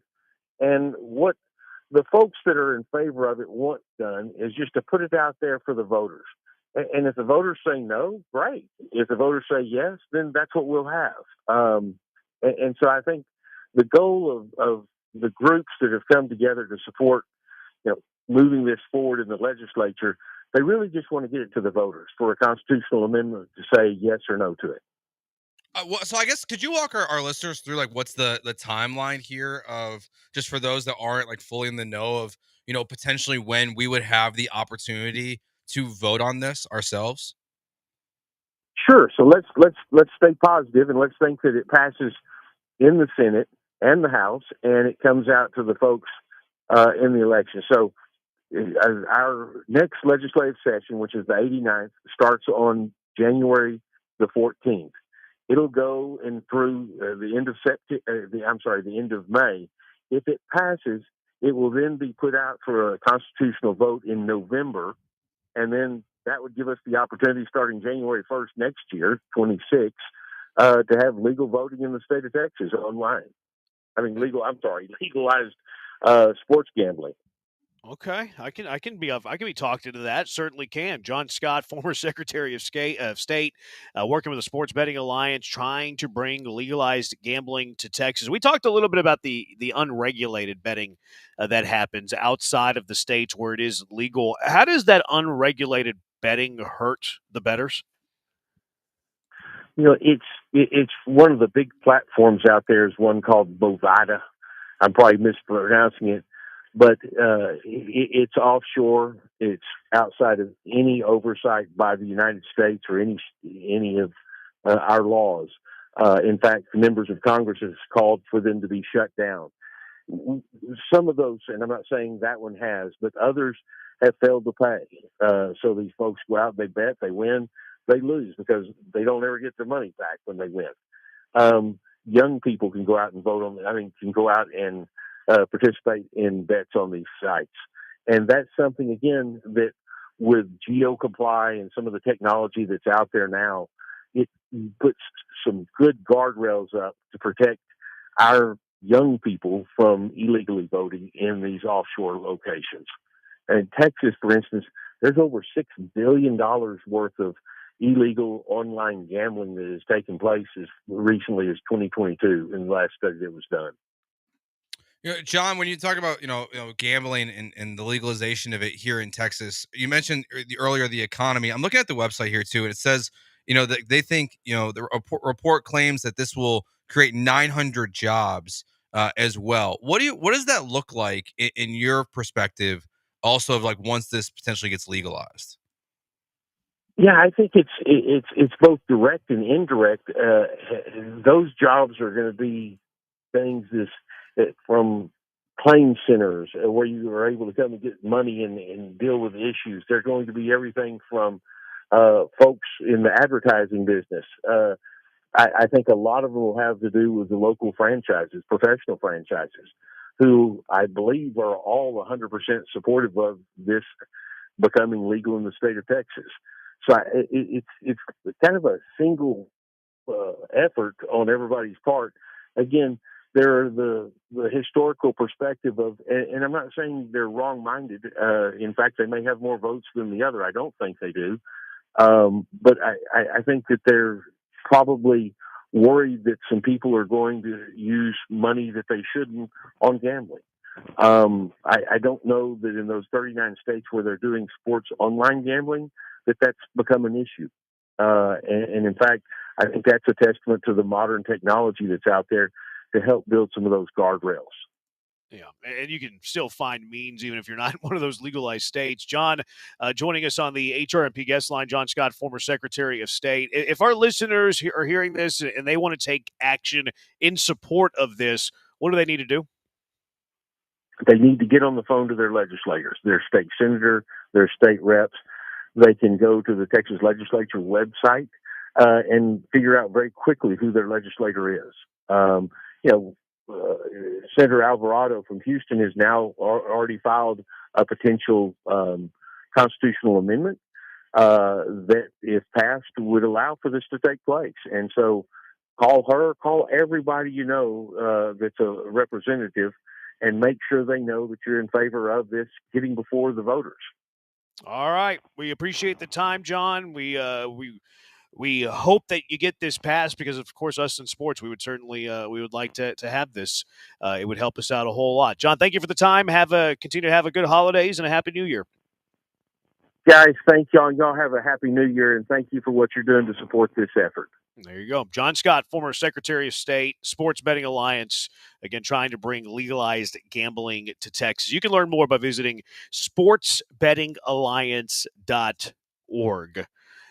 Check out all the work that John and all of his colleagues are doing with the Sports Betting Alliance. All right, 10-minute drill. What's going on around the NFL? We discuss next. It's Branham and George on ESPN 97.5 and ESPN 92.5.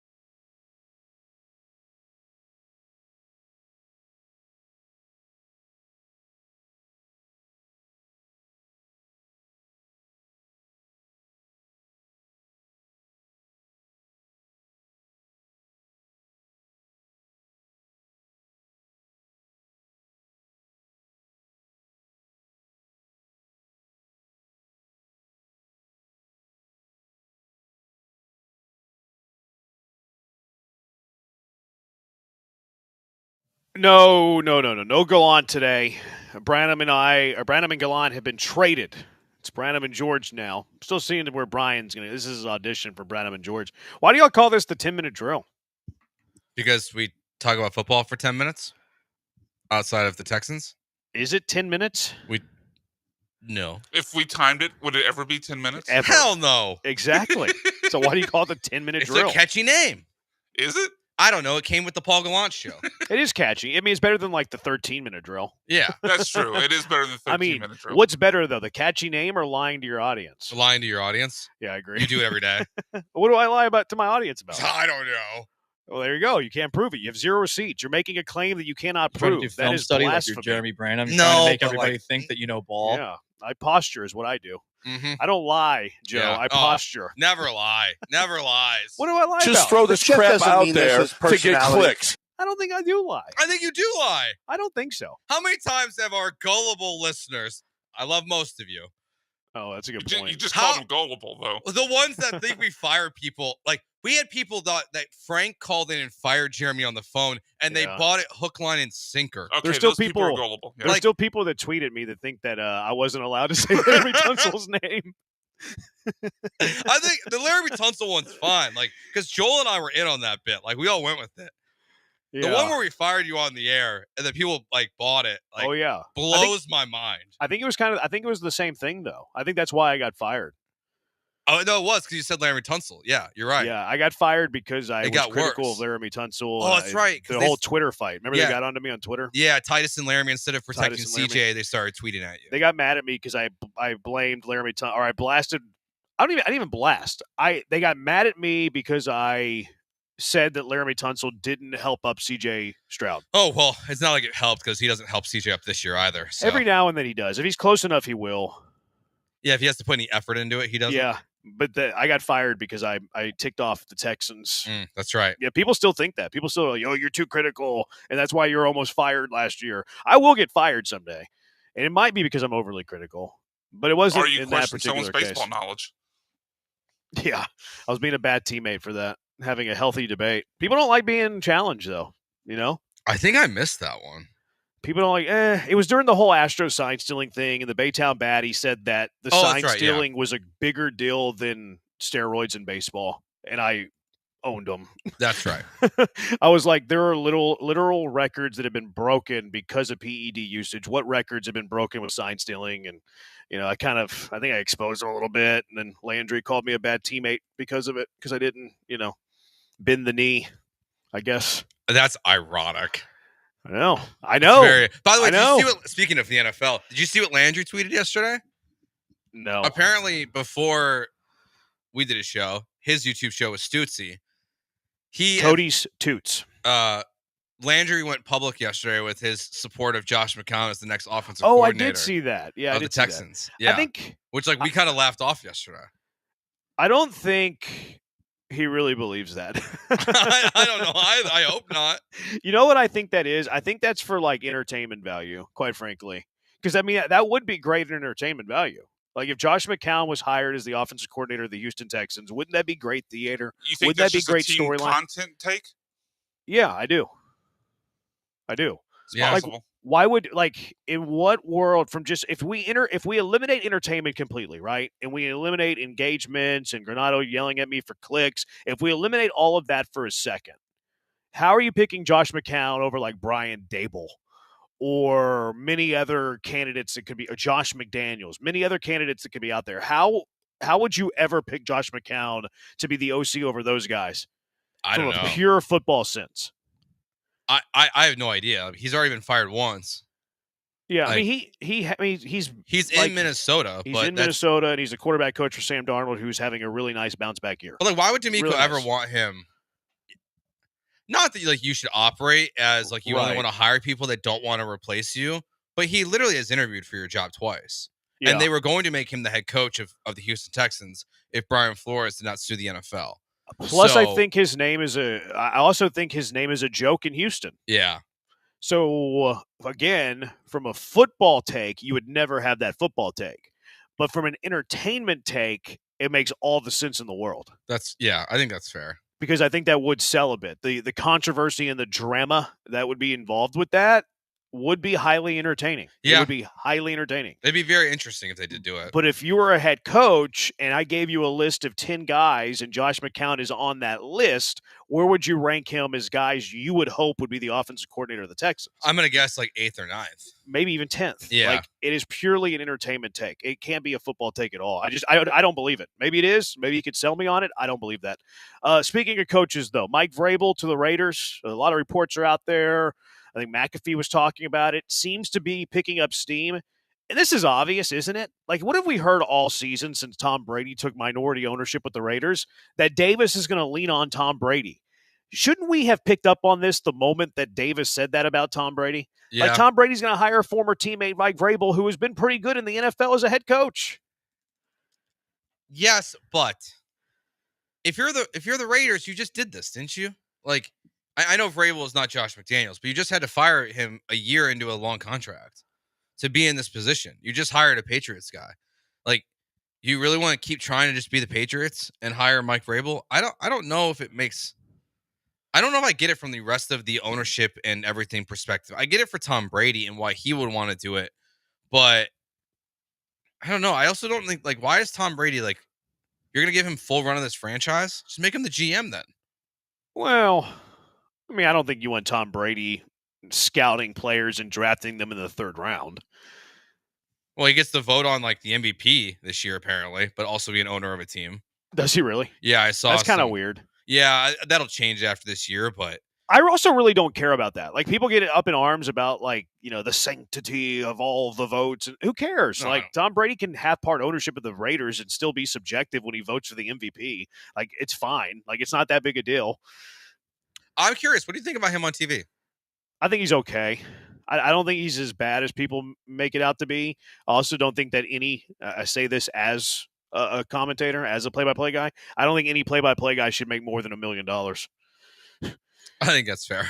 Like, the Netflix had 25 million viewers for the Chiefs Steelers. They had 25 million viewers for the Texans Ravens. Mm-hmm. How many viewers would go up if you spent 20 million on the color guy as opposed to 2 million? Well, considering they had a $20 million drop off in Christmas Day viewership from last year to this year, from traditional television to Netflix, and there was an all-star crew of like 200 people, it felt like, on these broadcasts, I'm guessing the answer is not any up. Yeah, the streaming versus network television isn't an apple-to-apple comparison, though. Like, it's also, like, this is where stats, you can paint any picture you want. It's also the largest stream, I think, in history of streams. Yeah, but they also, like, they're using the word reach. So I'm not really sure what to make of that. I saw viewers. Like, it says, like, this says Netflix Christmas Game Day reached 65 million viewers per Nielsen. Like, that feels like a different verbiage than they would, maybe because it's streaming, but, like, it feels different to me than, and, like, how do you even track it with Netflix and, like, the 2-account thing? Like, I mean, it might be, so I'm saying it might even be higher. I mean, how can you track the amount of people that view our Twitch? Like, well, there's a number at the bottom. Exactly. Like, I'm sure Netflix has that somewhere behind the scenes. Yeah, that's true. That's true. Yeah, I mean, it's a stream just like we have a stream, and I'm sure their stream's a little bit larger, just a little bit larger than our stream. Yeah, I think he's okay. What do you think? I think when he really got, like, the credence, he's not allowed to criticize the refs. I've not enjoyed it. He's criticized the refs since then, though. I think it's kind of vanilla. And I think he does a little bit of the Romo thing where he does, like, the Romo-gasms. I don't like that. Or, like, he, like, makes noises as big plays are happening, and it kind of annoys me. Yeah, I'm not a huge fan of that. I think he's better than some people give him credit for, though. But I also don't believe in hiring broadcasters to make tons of money. Like, Tony Romo's making what, like $30 million or something like that? Well, and he's in an unfortunate position. You never want to replace someone that's great at their job. And Greg Olson's maybe the best color commentator, in my opinion, in the NFL right now. So Tom Brady's never going to live up to the hype. It's impossible. But even Greg Olson shouldn't make more than $1 million. I don't think that's fine. Like, I really don't. Like, to me, it's silly from a network business standpoint. Like, how many crews do you think Fox has? Maybe like 10. Maybe they have like 10 crews. Yeah, something like that. Yeah. Maybe it's a little bit more than that, but somewhere around 10 crews. They have somewhere around 10 crews. CBS has somewhere around 10, and then all the big networks have one crew. So maybe there are a total of 25 crews that cover NFL football, right? Let's just say there's 25 of them. If you went out and hired the 26th best commentator in the world for $1 million as opposed to paying Tony Romo, Tom Brady, $30-40 million, how much do you think viewership would slip? I don't think it would. Yeah, so what's the point of hiring those guys for $30-40 million? It makes no sense to me. I don't get it either. Like they must be making some kind of money off of like thinking that they do increase it. I think it's all about like clout and cachet. I feel like they have this budget. Like, we better use this budget. Like, well, I don't. It doesn't make sense to me. Definitely with Buck and Aikman, like that was like just like they wanted the branding of it. I think for Monday Night Football. I mean, Brady's deal is obviously a little bit different because he's not just doing TV. Yeah, like he has like all this other Fox stuff that he's a part of. To me, that's how you have to do it. Like, if you're going to sign somebody for huge money, they need to be doing a bunch of different stuff. Like, is CBS or whatever, like, do they get a cut of Tony Romo Corona commercials? Like, is that part of the reason why he's paid so much? Exactly. So, like, what do they get out of it? Like, I don't get it. Yeah, I don't get that stuff either. CeeDee Lamb, done for the year. They're shutting him down with his shoulder. It's probably a smart move for the Cowboys. Like, they're out of the playoffs, get him right for next year, all of this stuff. But it really ticks me off. Really ticks me off. You got him in your fantasy lineup? Championship week. He's my number one receiver. What am I supposed? I'm going from CeeDee Lamb to either Romeo Doubs or Jalen Coker. Yikes! Freaking Jerry Jones. Yikes! Good luck. Good luck. Ridiculous. If you had Jalen Hurts, would you take a flyer on Michael Penix? Ugh. They have the Commanders this week. Commanders' defense isn't great. I'd like to know my options. Option? Yeah. Huh? Basically, Kenny Pickett. Yeah. I'd play Penix over Kenny Pickett. Yeah. I did claim Penix on my fantasy football team, the championship team, not because I have any idea of playing him, but it was simply because I wanted the big Penix energy. I'm being dead serious. I will send you my roster right now. He is on my team. You're just trying to Penix block your opponent. I think is what you're trying to do. I was looking for karma. I'm serious, too. Like, I literally picked him up for that singular reason. I had guys that went on the IR, like Tank Dell. Go Cougs. And I think that was my move. I put Tank Dell in IR, and I picked up Michael Penix because I was doing it for the vibes. LeBron James said that the NBA owns Christmas. The viewership, Joe, is out. Mm-hmm. NFL, Netflix, Chiefs Steelers had 24.1 million views. Ravens Texans had 24.3 for an average viewership of 24.2 million people. The NBA had 4.9 for Knicks Spurs, 5.1 for Celtics Sixers, 4.3 for Wolves Mavs, 7.7 for Lakers Warriors, 3.8 for Nuggets Suns for an average of 5.25 million. The NFL viewership was almost, on average, not cumulative, on average, almost 5 times greater than that of the NBA. Yeah. I think if I was the NBA, the biggest problem is the only one that drew over 7 million is with the two oldest players that played. I was just thinking that too. Like, it's why the NBA is in a bad spot. Their ratings are dropping. They're 28% down. And then they're in that era where, like, these guys are all about to retire in bunches. Like this little sit-down interview they just did, which I actually like really enjoyed with KD and Curry and LeBron. Like those guys are gonna be out of the league in 2 years, and you have no young American superstars to take over. You need LeBron and Curry to do the job for like Anthony Edwards and Jalen Green, so they get the rub. You know? Yeah. They need to do the job on their way out of town. That way, the young kid can get the rub. I feel like Anthony Edwards was on his way last year, but then now they're struggling.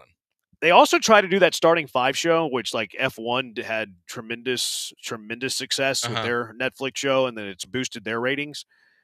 It did not hit the same way the Drive to Survive did. And look, I watched it. I thought it was pretty good. Like I thought it was fine, but it in no way like added more interest for me to watch an NBA game.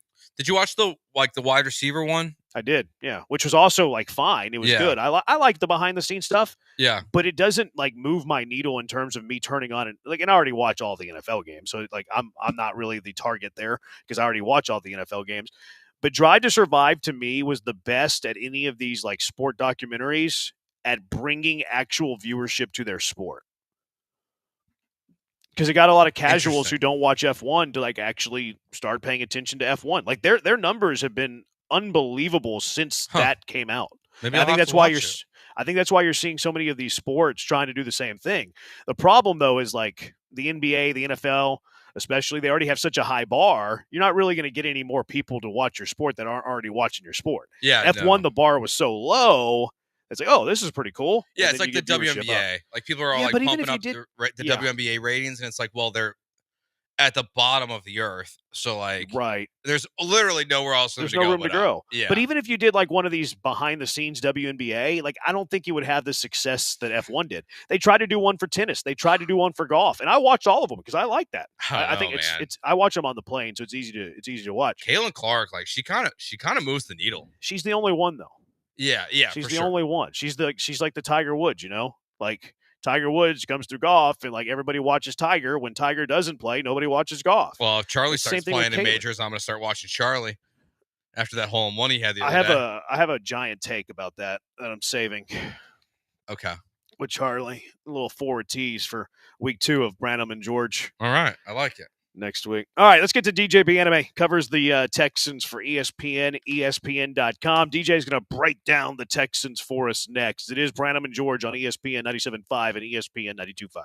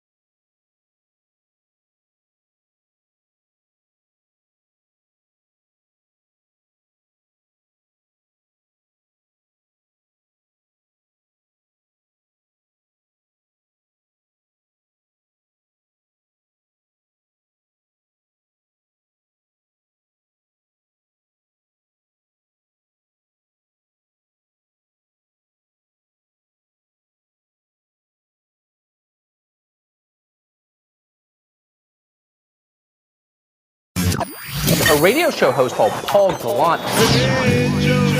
It's Gallant. That's a G, yo. And George. Thanks, Joe. On ESPN 97.5 and 92.5. Live from the Veritex Community Bank Studios, here's Paul Gallant and Joe George. It's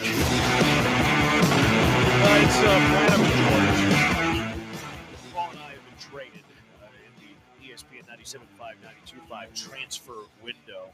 There's some Jags fans that troll me because they were mad at me whenever the whole Azeez Al-Shire, Trevor Lawrence thing happened. Which, welcome back, Azeez. Yeah, welcome back. With the team. Texans defense getting closer to full strength, although the injuries they won't be full strength. Anyways, he trolls me a lot of times with like Lawrence stats and Stroud stats, or this latest troll is C.J. Stroud and Blake Bortles in year 2, and it has their side by side stats. And Bortles is a little bit better than C.J. Stroud statistically. Yeah, I mean, anything you pretty much want to throw at CJ right now to make him look bad, you can. The one that I see the most commonly right now, because of my 2 feeds like intertwining between the Bears and the Texans, is that since CJ gave the big brother speech to Caleb, Caleb has been significantly better of a quarterback than CJ Stroud. But those are obviously, they don't tell the whole story, I would say. But you can pick and choose whatever you want. I think individual numbers with quarterbacks can be kind of misleading, because I think Blake Bortles in the second year lost a bunch of games. I don't think he ever had a year where they won a bunch of games. And they were playing – I think this was the year he was top 5 in passing yards, is whenever it was in his second year, and he threw for 4,400 yards. But I think they won like 4 games. But they were just trailing by 20 points every game. So they started throwing the ball a lot. And that's why he finished with a lot of passing yards. All right, joining us in studio, DJ Big Anime, covers the Texans for ESPN and ESPN.com. DJ, Joe and I were talking about this yesterday. Like, is this the worst loss in the DeMeco Ryan, C.J. Stroud era? The embarrassing performance they had against the Baltimore Ravens on Christmas Day. Where do you stand on that, DJ? Yeah, I think that's the worst one, easily. Yeah, I think that's the worst one. Yeah, there's been quite a few. Like Baltimore this year certainly is in the conversation. The disappointing effort against the Jets. You go back to last year where they lost to Ritter. They gave Bryce Young his first win. They lost to Zach Wilson. Like, there's a lot that could be considered, but this was the one that standalone game, primetime, Netflix, and you just get completely humiliated. Yeah, I think because those other games that they lost that were kind of what you could describe as embarrassing based off of the fact that where those teams finished. At least you could say those games were competitive. I mean, the Jets Zach Wilson game kind of got out of hand in the fourth quarter, but CJ got hurt in that game. So, but like, there are things you can genuinely point to where this game, start to finish, you got dominated and it was over. Like, I remember the first 2 carries that Derrick Henry got. I texted my homeboys and said, "This one's over." I said, "It's over." Like, I remember that text. I remember that. I remember just texting people like, "Yeah, no, they're gonna get boat race." Like, I was like, "Yeah, because like." The Ravens were getting up, the O-line was getting up to the second level. They were moving fast. Derek was moving fast. And the Texans just looked a step off. And that first drive, obviously they got a first down to Nico, but that first drive stalled out. And the next drive, the Ravens were moving in with ease. I was like, yeah, it's gonna be a long day. Mainly because I knew they weren't gonna be able to stop the run. And again, as Daniil said after the game, Daniil Hunter mentioned, like, we got game plan better. He's kind of right, because the Texans had roughly 10 plays, maybe a little bit more, maybe 11 or 12 plays where they were in the split safety look on first down against the Ravens when the Ravens were in 12 personnel or 21 personnel. It depends how you want to look at it, because the fullback, Richard, he's always going to be inline. He was an inline blocker in the majority of those. So however you want to look at it, but regardless, you going too high against the Ravens, knowing they're in 12 is a massive mistake, right? Because yes, you got your 7 versus basically your, I guess the Ravens 7.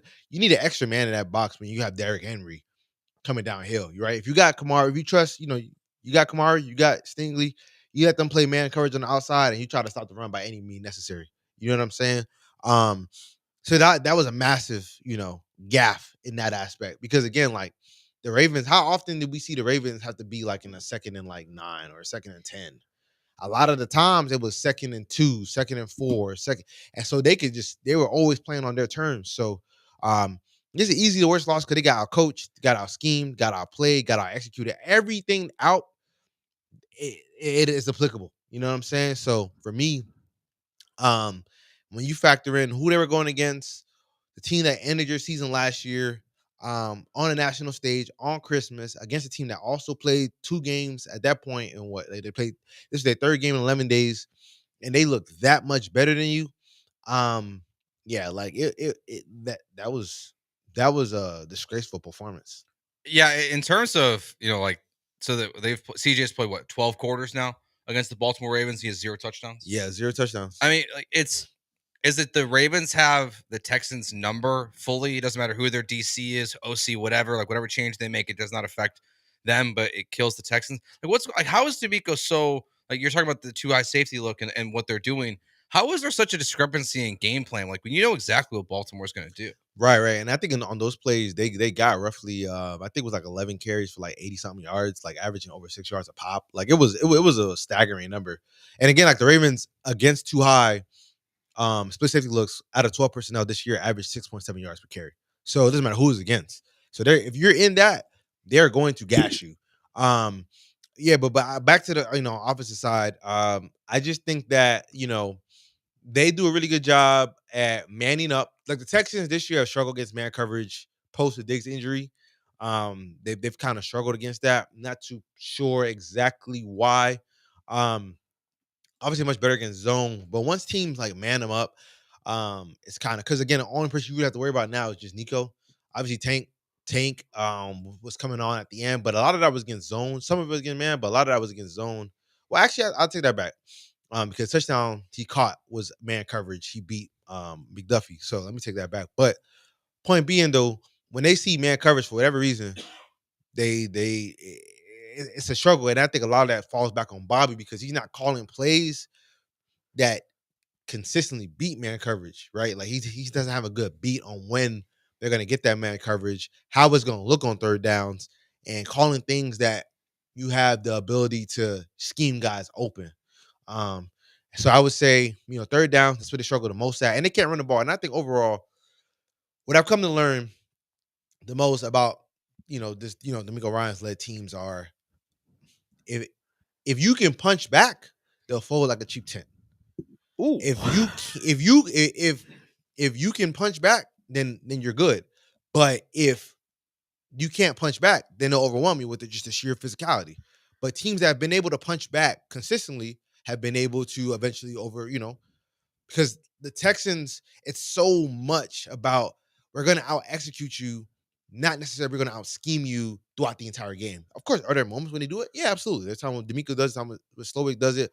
But sometimes it's more like we're going to just do what we do. And then when teams make the adjustment, they don't adjust to the adjustment.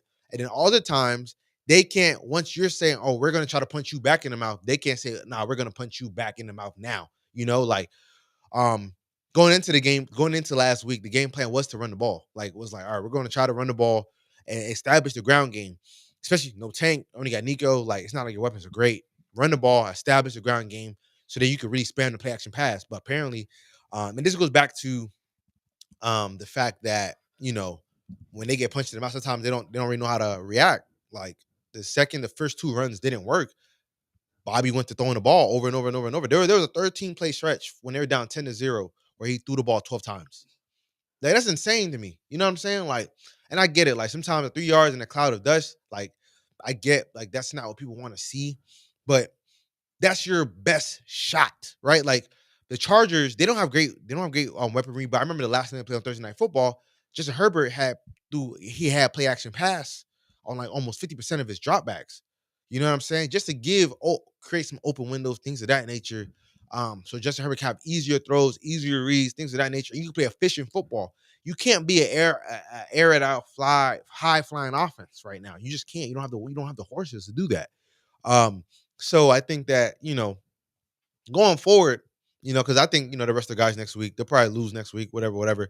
To win that playoff game, I guess either Steelers or Ravens, if you try to drop back 40 plus times, because CJ had 36 dropbacks, Joe Mixon had 9 carries. And that's before both of them, they didn't even finish the game. So I think overall, man, like they're going to have to get to a point where Bobby spams run and spams play action pass. So then like it can make life easier on CJ. Why doesn't D'Amico force him to do that? That's a good question. That's a great question. I don't have the answer to that. He should though, right? Because there's no way. Like I just don't. I get it, right? Like he's talking about the pass, the set up the run, blase, blase, blase. But again, like because some teams have good defenses, da da da da, whatever, run defenses. But what do you think? I remember like I was looking it up. 'Cause I wanted to see like how other teams did in terms of running the ball against the Ravens. And obviously, the air wasn't great, but like there was a concerted effort. I believe the Ravens ran it over 20 times. It was out of 20 or 24. Recently, so I think the Ravens, the Steelers were 24, and the Eagles were like 20. No, Steelers were 20, and the Eagles were like 24. But there was a concerted effort to consistently try to run the rock. If you just drop back and pass in December, that's why I always said like that was my main reason why was to get Kenyon Green back in the starting lineup because he can help you run block, right? Granted, he's not a great pass blocker. We know that. But my whole point was in December and in January, you have to run the rock to win games, right? Yeah. The Ravens, like Lamar threw the ball under 25 times, right? Like he didn't throw it that many times. They ran the ball almost 50 times. They ran I think 43 times for 251 yards, right? It's December football. December football, as much as we love our quarterbacks, blah, blah, blah, and like we love them to throw it all over the field, that's September and October weather. Once it's November, December, when it gets cold and it gets muddy and rainy, and it was in the dome, whatever, but still a mindset. You have to be able to run the ball to win games in the playoffs and to be at your best, right? If you can't, you're going to be one and done. You're not going to be able to get that far. Like the Texans, they won their playoff game last year. Yes, he threw for like 250, but a lot of that was off of play action. And their run game was working with Devin Singletary, which allowed the play action game to work. So for me, I don't know why D'Amico doesn't just tell me, hey, we're going to establish the run. We're going to commit to it. I remember talking to Robert Saleh a few weeks back. We were just talking. We always talk football, but one thing he told me was the difference between Matt LaFleur and everybody else. It doesn't matter if the run game isn't working. Matt LaFleur is going to consistently stick to the run game until it pops, and he's going to consistently stick to it so he can have his quarterbacks in third and favorable situations. And I think that's the most important part in December and January football. Can you consistently, as much as we love Mahomes, like his first Super Bowl, they rushed for almost 150 yards, right? Damian Williams had over 100 rushing yards and the game-sealing touchdown against the 49ers in 2019. You need to be able to run the rock in December. You have to commit to it. And that's the biggest issue with the Texans is they don't. If you look at Joe Mixon's like attempts since like I want to say like week 10, it's towards the bottom. Like the Texans, I think they're just running the ball. They're like bottom 4 in rushing attempts. And it's funny. Everybody always criticizes Bobby Slowick. He runs the ball too much. It's blah, blah, blah. Now he doesn't do it at all. And now the pass offense looks horrific. So that's kind of where I'm at. Do you feel any differently than you did a couple weeks ago in which you told Paul and I that Bobby Slowick will be back next year? Oh, yeah, now I feel differently. Yeah, because like now it's more like up in the air, more than like 50-50. Because it's like, like it looks bad. Like that was a horrendous performance offensively. Like you scored 0 points on offense, 0, right? Like 0 at all. And again, like D'Amico, in my opinion, Jeremy, I know you agree with me. Punting on Baltimore's 4-3 after you just went for it on the previous drive, like was insane. I saw someone, ask, like, why did somebody ask him, like, why, if you went for it, why didn't you go for it the next time? I had a different question and I didn't have the mic, but that's the question that is fair. But yeah, like, it looks so bad. And again, like against Miami, it didn't look good. You had to get a fake punt to get into range. And against the Chiefs, it looked better, but you got to 19 points. You know what I'm saying? I get it. 10 got hurt. That changed the tenor of the room. But even against Jacksonville, it was a little bit sluggish. You only got 23 points against Jacksonville, right? And Jacksonville has a horrific defense, So, like, we're trending towards a spot to where it might, be it might just, you might have to say, like, yeah, we might have to let you go. Yeah. DJB Anime joining us on the HR&P guest line, covers the Texans for ESPN, ESPN.com. Follow him on Twitter at DJB Anime. We were having a conversation earlier because I think this season's too far gone. And so far DJ, gone. DJ, you talked about it a couple weeks ago. Like, if you've been proving this is who you've been this far into the season, how can you possibly change it in a few short weeks, which I agree with. But going into next year, how do you get CJ Stroud back on track to where he was after his rookie year? I think we have to realize he's more in the Jared Goff, Dak Prescott mold versus like the with high ends of Joe Burrow-ish, compared to like the Josh Allen, Lamar, Mahomes play style or whatever. Point being is you have to fortify the interior offensive line by any means necessary, because there's so many times when I was watching back the film where CJ is not even like, and he mentioned it, like he got to stand in there and deliver some passes, but it's so clear that the beating has got to him that he's either getting rid of the ball too early or he's trying to create too early instead of just maneuver the pocket. 'Cause earlier in the season, he was just maneuvering the pocket and trying to make things happen within the pocket and then get to creating. Now, like I remember there was one play where it was like a play action, and Mechie was coming open. It was at him. No, it was actually Hutchinson, but it wasn't a play action. It was Hutchinson was coming open. And he just had to wait a little bit. And he just got off of it and got the Joe Mixon. And there was like another play where he runs a play action, and you got he hits Cade, but you also had I think it was Mechie on the second level on like an override. He just throws it to Cade. You know what I'm saying? So like he's almost like now playing kind of like gun shy to an extent where he's just not, just letting it rip, So I would say fortify the interior offensive line. Must do that. Got to fortify the interior offensive line. And you probably got to revamp the receiver room a little bit. I think you can keep Hutch, you can keep Metch, but you probably got to draft somebody else and maybe bring back Diggs, or maybe, sign somebody who has a vastly different skill set. Even if you bring back Diggs, you got to find someone that has a vastly different skill set than Nico, Tank, or Diggs, which is a guy that's a true burner.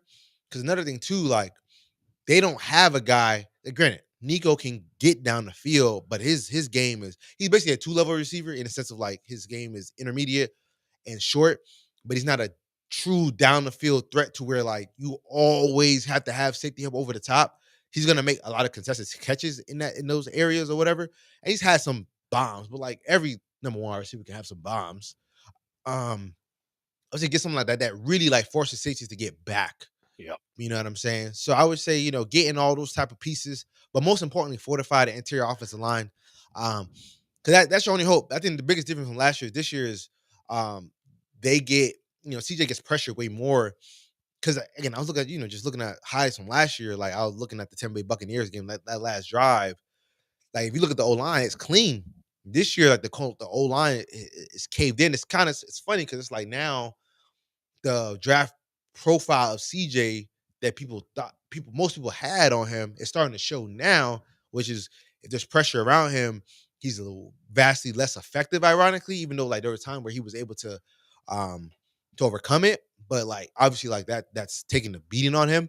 So fortify the interior offensive line by any means necessary so you can just be a more balanced offense. He's only 23 years old. Yep. He's not the space or the point yet to where you can, hey, we're going to just put everything on your shoulder and save us. Another thing, too, if they bring back Slowick, they have to let CJ adjust and make changes to the protection.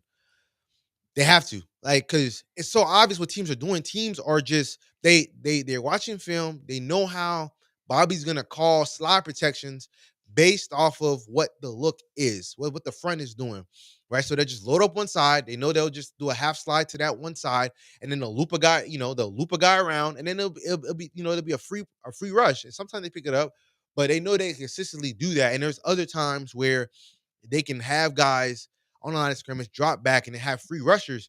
So I just think, man, they gotta let CJ be a part of the pass protection rules and being able to, all right, I'll call this, I'll call that. So then, like when he's watching film and he's watching fronts, okay, this I know they're not sending this guy. Let's focus on this. My ID this guy, and then so they can all be on the same page and just be better off to do, be prepared to do that.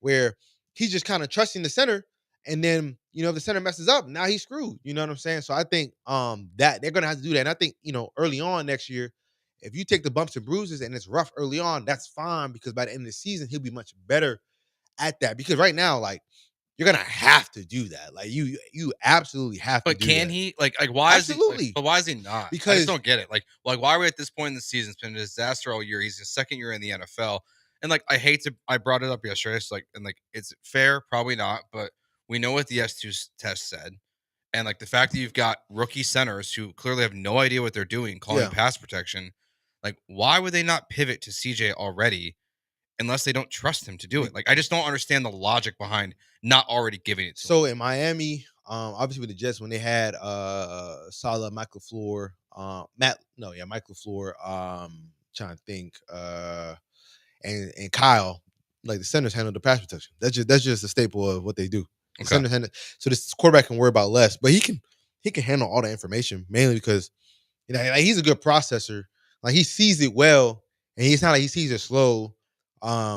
He just like I think it's more like they have a way of doing things, and they're not going to budge off of that. And another thing too, like it's hard to get people to budge off of stuff when Bobby's running meetings on the offensive side, outside the O-line coach and Bill Lazor. Who else has that cachet to really like? Because the O-line coach has been in the league forever, but even his unit stinks. So really, Bill Lazor, the only guy that ever called plays.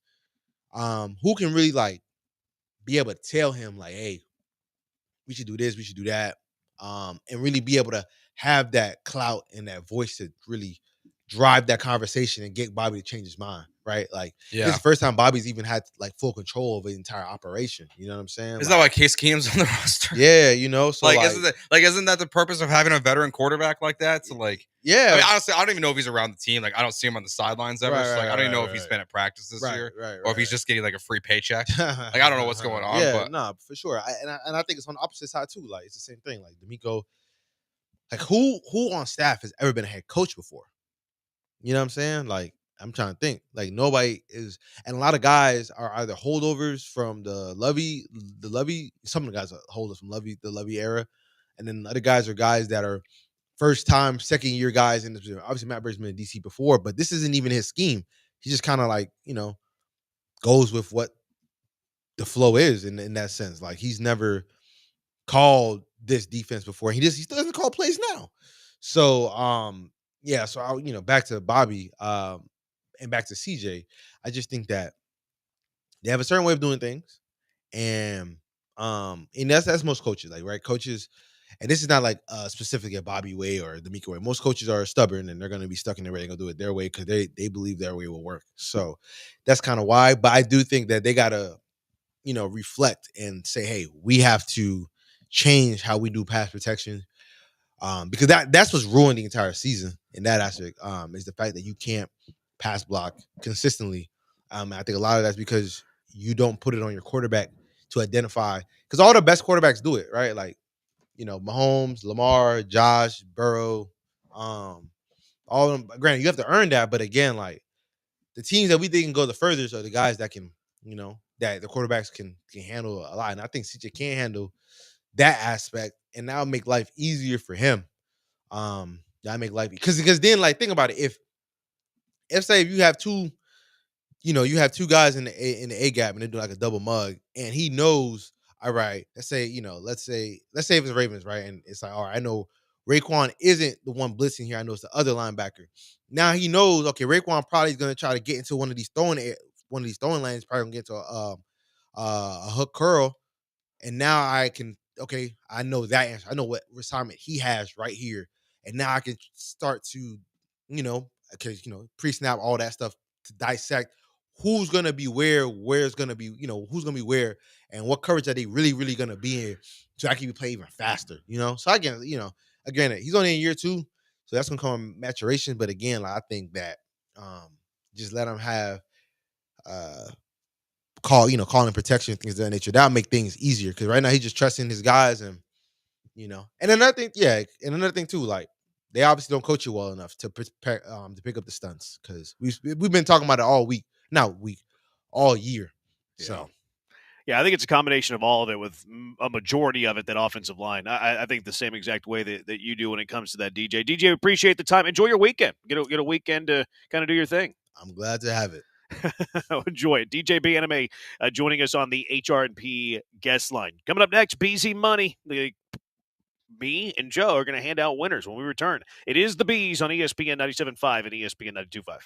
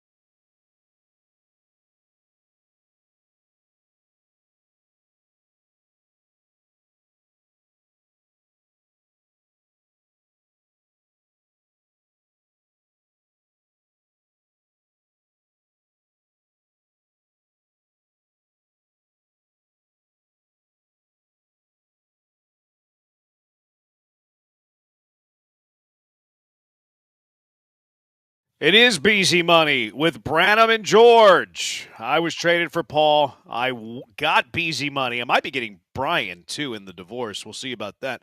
All right, BZ Money. If you in these time slots are not familiar with the game, all three of us will be picking 2 games apiece for you to make money on. Against the spread, of course. We'll go one by one, round-robin style, go around the horn. George, you want to lead us off? Yeah, this is so different than how we do. I forgot how you guys do BZ Money. Yeah, you've only done it hundreds of times. It's been a while since I've done it with you guys. It has been a while. I'm gonna take the Eagles -7. Why? I'm just gonna do it. I'm gonna do it. I don't know why. Does this count for You can Joel? hear this game on ESPN 97.5. Does this count for Joel? Nah, yes, yeah. Joel's not going to allow that to tank happen. Joel? He doesn't allow anything. He to isn't happen. first. Yeah, so he won't if allow you want that to to tank him, happen. Two-thirds vote on that show. 2/3 vote on that show? Yeah, you guys decide. So you decide if it counts for Joel, not Joel. You guys can outvote him. That is true. He'd be the first one to tell you that. I'm gonna take the Eagles -7. I think even with Jalen Hurts, I think they win. I think the Cowboys story has been fun, but without CeeDee Lamb, I think they're gonna lose by 2 touchdowns. With Kenny Two Gloves? Yep. Wow. His hands are too small. It's raining outside. He's got gloves on. He'll be fine. He's got Saquon Barkley. You can just hand it to him. Exactly. Like I don't know. I don't believe in Dallas. This Dallas story is interesting to me because it means Mike McCarthy's probably going to keep his job. But I think the Eagles win by more than 7 this weekend. This is one that I'm staying away from. There's too much uncertainty in this game for me to be comfortable playing it either way. Like I don't want to play the Eagles side of it because Kenny Pickett is quarterbacking. I don't want to play the Dallas side of it because there is no CeeDee Lamb. Like this to me is an easy. Let's just avoid this game at all cost. There are better things on the board. Do not want to play. Yeah, complete ditto. Kenny Pickett, no CeeDee Lamb. I'm staying away. All right, Fine. First game that I will sell to you guys. I was on the wrong side of Michael Penix last week. Pause. I'm going right back to that well. I'm going right back to it. Rookie quarterbacks. What well would that be? Betting against Michael Penix. Betting against Michael Penix. Going with Jaden Daniels. Commanders 4.5-point favorites at home. Both teams still need to win, obviously. Daniels has played more games, has more reps. It was nice last week, but Penix was playing the train wreck known as the New York Giants. I think the Commanders comfortably cover the 4.5 points against the Falcons this weekend. I totally agree. I'm all in on the Commanders this weekend. I get why they moved on to Michael Penix, but I don't think it's going to make the improvements this year. I think I'm a believer long term, but I'm not totally sure, honestly, what to make of him still. I'm going to go with Washington with you in this one. So make it unanimous. I like Washington -4.5 in this game. I think Atlanta's. They're not going to go into Washington and get their doors blown off. I think they do keep it within 1 score, but I think Washington wins by 6 points and covers the spread. There you go. So how much are we going to bet on this? Sounds like we're unanimous. How much money do you guys got left? A lot. We're in the positive. Yeah, we have a lot left. We are, we're at 1,100 for the year. It's not my show. I can't make money decisions. I think we should bet 50. Oof. Agreed. Screw it. Why not? Joel's not here. Hell Joel's the one yeah. that panics and doesn't He's want to always bet. the one that let's wants. make Yeah, it 50. I've never seen someone more stingy with fake money in my entire life. All right, Brian. First game you're betting for us. You know what? Since Joel's not here, I'm going to start off with the Green Bay game. And actually, I think he would side with me on this one because no one hates the Green Bay Packers more than Joel Blank. It's fascinating. It is. It's a fascinating case. He hates his quarterback. He always thinks they're going to lose, even though they're at 11-win team. Minnesota, just a 1-point favorite at home. That game when they faced in Green Bay was a bit of a turnover fest. I think Jordan Love threw 2 or 3 picks. I don't think it's going to get better going on the road. Minnesota obviously needs this win to stay alongside Detroit and make next week's game matter. I think Minnesota easily, I would put this up at a touchdown as far as what I actually expect to happen. So Minnesota -1, give me that all day long. I don't like it. You think Green Bay wins? It's too close for me to call. Right, yeah. I think Green Bay has a very good chance to beat Minnesota. I think Green Bay's more talented than Minnesota, quite frankly. I think they have a better football team overall. It was a close game at Lambeau, if memory serves. I want to say Minnesota won a very close game Minnesota early got in out the to week. a good lead, and then Jordan Love had some second half magic. But it was. I don't think Green Bay ever had the ball with a chance to win, though. Yeah, this is one that I faded. I don't have a good feel on this game. Packers are playing well. Yes, the Vikings are playing well. I like the Packers' talent a little bit more than the Vikings. I stayed away from it personally. I lean Minnesota here. So I would say I'm fine with a bet on Minnesota at like 20-20 would be fine for me because I think Minnesota wins this game. But I hear what you're saying, Jeremy. But I'll go Minnesota. Little $20 action on it. So it sounds like a small wager on the Vikings. Yes. Skull. How much y'all betting on it? 20. All right, sounds good. Joe, next game. The Drake May story has been fun. But I like the Chargers. Has it? He's got some good throws this year. Has it been a fun story? Everyone just keeps telling me he's better than Caleb Williams, so I just have to go with it for now. They're 3-12. How much fun can they be having in I don't know, New man. England? Everyone just tells me I don't know what I'm talking about. So I'll take the Chargers -4.5 on the road at the Patriots this weekend. Obviously, the Chargers really playing for field position, but New England's not been good this year. I do think we're still like a little bit on hot seat watching. We discussed that yesterday, just like depending on if they get embarrassed in these games. And there's such a coaching disparity between the two head coaches that I think that covers the 4.5 alone. So I like the Chargers favored by 4.5 on the road. I do think that Drake May is better than Caleb Williams. Wrong. I think he'll have a better career than Caleb Williams. Wrong. We'll see. Jury's out. We'll see. I usually like to avoid teams that are traveling cross country, especially when they're favorites, obviously. This is a game that I would normally fade. This is not fade. This is a game that I normally wouldn't touch because it seems very. It seems like a sucker's bet. Like, oh, everybody's gonna be in the Chargers. Only 4.5 point game. Oh, they're flying all the way across the country. Oh, they're without Gus Edwards. Oh, the Patriots are playing a little bit better. But I agree with you on the coaching element of it. Like, the Chargers still need to win this game, and I think Harbaugh's a really good coach. I think they'll cover the number as well, although I'm not super, super confident in it. Yeah, and I mean, Gus Edwards is out, but it sounds like maybe J.K. Dobbins is back, and the Chargers defense has been fantastic. You guys both mentioned the coaching edge. I would take the Chargers minus the points here. Yeah, how much are we going to bet? I don't want to bet as much as 50 here, though. 40. Okay, all right with that. All right, $40 on that one. I was gonna say 30, so I'm gonna go for 40. All right, go $40. Okay, we're on me for my last pick here. No, we're not. We're on Jeremy. Oh, my bad. All right, go ahead, Jeremy. I'm going to go to the Monday night game. You know, there's games tomorrow. There's 3 games tomorrow. A little lunchtime, afternoon, and then an evening one. But I'm going to go the Monday night one. I'm going to go with Detroit going on the road to San Francisco. I just told you how much I hate teams that have to travel to the opposite coast. Detroit's kind of doing that. But Detroit, like, they still have home field advantage to play for. They still have a division to play for. They still have a division to play for. San Francisco's been a major disappointment all year. San Francisco's out of contention. I think the Lions go into San Fran. Don't forget Jared Goff, little homecoming. I think the Lions crush San Francisco on Monday Night Football. They have no problem covering the 3.5 on the road in San Fran.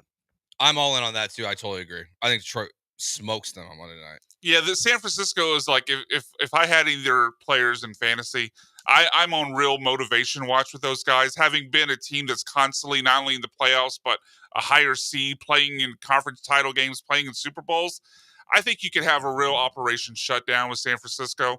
I would take Detroit big here. All right. By the way, 2 minutes ago, J.K. Dobbins activated playing this. There you go. Yeah, All right. I still think if he's going to play a ton, like anything helps. Anything helps. I'm fine with That's 50. true. Yeah, let's do it. $50. Spending all your money.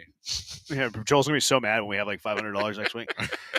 So we're betting $500 on the next game. All in. We should. All right. So the game we're going all in on, I'm going to say Bengals -3.5 at home tomorrow. It's one of the games tomorrow. I believe it's the middle one. They're at home against Denver, 3.5 point favorites. Man, Denver, I know a lot of people, at least in my fantasy leagues, I'm like, oh, Denver's defense is such a tough matchup for Chase and Burrow. when you look at Denver's defense over the last month, that defense has really fallen off. So has Bo Nix's production.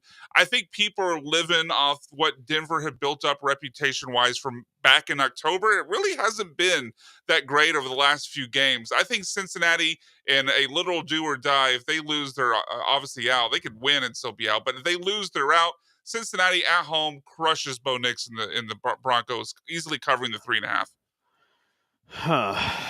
Yeah, this is a weird one, right? Because Cincinnati, like, out of the playoff race currently, Denver in, yet Cincinnati, the team favored by 3.5. Yes to the home team. I really need Burrow and Chase to go off here. I don't have a huge ton of confidence. Yeah, I'll take Bengals minus 3.5. Yeah, I'm okay with that. I mean, Denver's got to be on playoff watch if they don't win this game. So, I know next week they'll play Week 18. They'll play Carson Wentz and the Kansas City Chiefs, but you want to control your own fate earlier on. So, I'm definitely on riding the Bengals here. You think Reed will sit guys with the bye? 2 weeks off? I think he might send Mahomes. Depends on the ankle. His ankle's fine. Did you not see what he did against the Texans running the football? His ankle's fine. Yeah, I mean, it's a lot of Toradol probably. So how does Cincinnati get into the play? They have to win out, and Denver has to lose out, or the Chargers lose out, or the Chargers? The Chargers haven't clinched either. No, I think the Chargers can lose out too, and that would cost. And Cincinnati could get in that way. Indy's still not eliminated. Miami too at 7-8, but obviously the 7 and 8 teams have to win out. The 2 9 and 6 teams, maybe one, maybe both, have to lose out. Huh? Yeah, reason for Cincinnati, I think. Yeah, they did. The Bengals did lose to the Chargers this year, so I would imagine that will. That keep game them... was in LA though.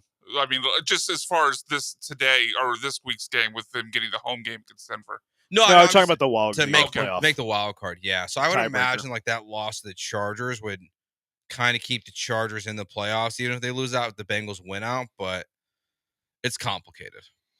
All right, that's oh yeah, I forgot to bet it. 200. Let's go 45. Now you're the soft. That's not all in. Why are you protecting fake money? Well, I don't want to lose it all on the person who's in last place currently. Well, no matter what, $45. Agree. Barely. Just tell Joel when he gets back. It was your fault. January 2nd that you lost everything, basically. That's my fun to me. All right, Beezy Money. Make money with Branham and George. I got this segment in the divorce. Car wreck of the day. I got that one in the divorce, too. Car wreck of the day. What is your car wreck of the day? 713-780-3776. It is the Bees on ESPN 97.5 and ESPN 92.5.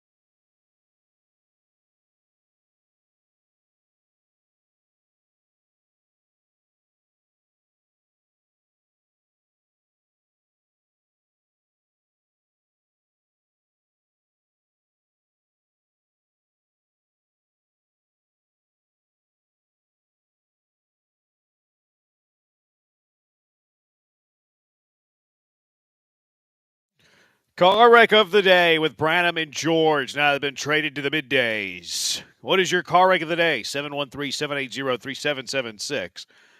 Joe, what is your car wreck of the day? The Bears. And their offense. Disaster. And game management for Thomas Brown. Good luck getting another interviews, buddy. Yeah, that was brutal. You like won't so many get 'em. timeouts. Yeah, just sitting there. Like I think they got the ball back with like 3 minutes and 50 seconds left. Or 250 I think it was left. a little bit more than that. I think it was 350, or at least, yeah. And then they didn't cross the 50-yard line until there was 50 seconds left. Yeah. The 20-yard pass to Roma Dunze, and they're just like walking to the line, huddling, because they all thought they were getting a timeout called. So like, I think they're just walking because they're just like waiting for the timeout to get called, and then they're like realized it wasn't coming. So, what a car wreck! Yeah, they are. Was it 11 straight losses? That's 10. Well, you're just embracing the suck, trying to get the first pick. Yeah. I don't think they can get the first No, they pick. have the 9th pick, so it's going super well in terms of embracing the suck. Yeah, you gotta embrace it. You really do. I'm gonna nominate Cam Newton for this banger of a take. Baseball is like I hate to say a dying sport. I think baseball will be surpassed by WNBA in 20 years. Cash or trash? WNBA will surpass baseball in 20 years. Trash, man. Caitlin Clark, man. Trash. Do it. She's a bigger star than Shohei Ohtani. It can't be a bad take. Yeah, we got to wait 20 years to see how it plays out. Was he say 20 years? He said 20, yeah. I thought he said 2 years the first time. No, I he said heard 20. He said 20. No, the NBA ratings are down 28%. I don't know why he thinks that a sport that's never grown is going to surpass baseball. Yeah, I don't get it. Like, I don't get it. Sounds like some baseball hate, quite frankly. Yeah. What are you nominating, Brian? I'm going to nominate all the NFL action we've gotten so far. The NFL has forced us to watch games 4 days this week, and we've got how many good games out of the ones they've sent us so far. Obviously, last night we got the 6-3 snooze fest on Thursday night, 31-2 in the Texans-Ravens game, and the Chiefs blowing out the Steelers. I don't know what more evidence we need to see, but short week football is not good football most of the time. It's just been awful so far. Yeah, I'd be okay with eliminating weekday football. Yeah, unless it's I a am holiday. too. I give me 2 days a week of NFL, plus you add in the third day with college, maybe a little action. I don't need the NFL 4 days a week. Yeah. I would like to see the staggered Sunday kicks, though. Don't start them all at the same time. Yep. Stagger them around like the NCAA tournament staggers them around. Do that. Scotty Scheffler deserves a little bit of car wreck of the day nominee. Scotty Scheffler has withdrawn from the Century coming up January 2nd through 5th. On Christmas Day, while preparing dinner, Scotty sustained a puncture wound to the palm of his right hand from a broken glass. Oh. Small glass fragments remained in the palm, which required surgery. What are you doing? That's not great. Speaking of what are you doing, real quick here, the Browns have restructured Deshaun Watson's contract. Per Ian Rappaport, signaling Watson is expected to be back on the Browns next season. Well, they couldn't get out of that deal. Good luck. It probably helps them, actually. Probably. Helps them ease. Yeah, it says it eases the salary cap burden for years to come. What a bad trade. Yeah. All right, that's going to do it for us. Branham and George will continue next Monday because I got traded to the middays. Brian, what are you doing our show Monday? I am. There you go. I think I am getting Brian in the divorce. It's going to do it for us, though. Thanks to Brian for the hard work. Joe, you did good. I'm Thanks. Branham. We'll talk to you on Monday, noon to 3, for another episode of Branham and George. Have a great weekend, everybody, and goodbye.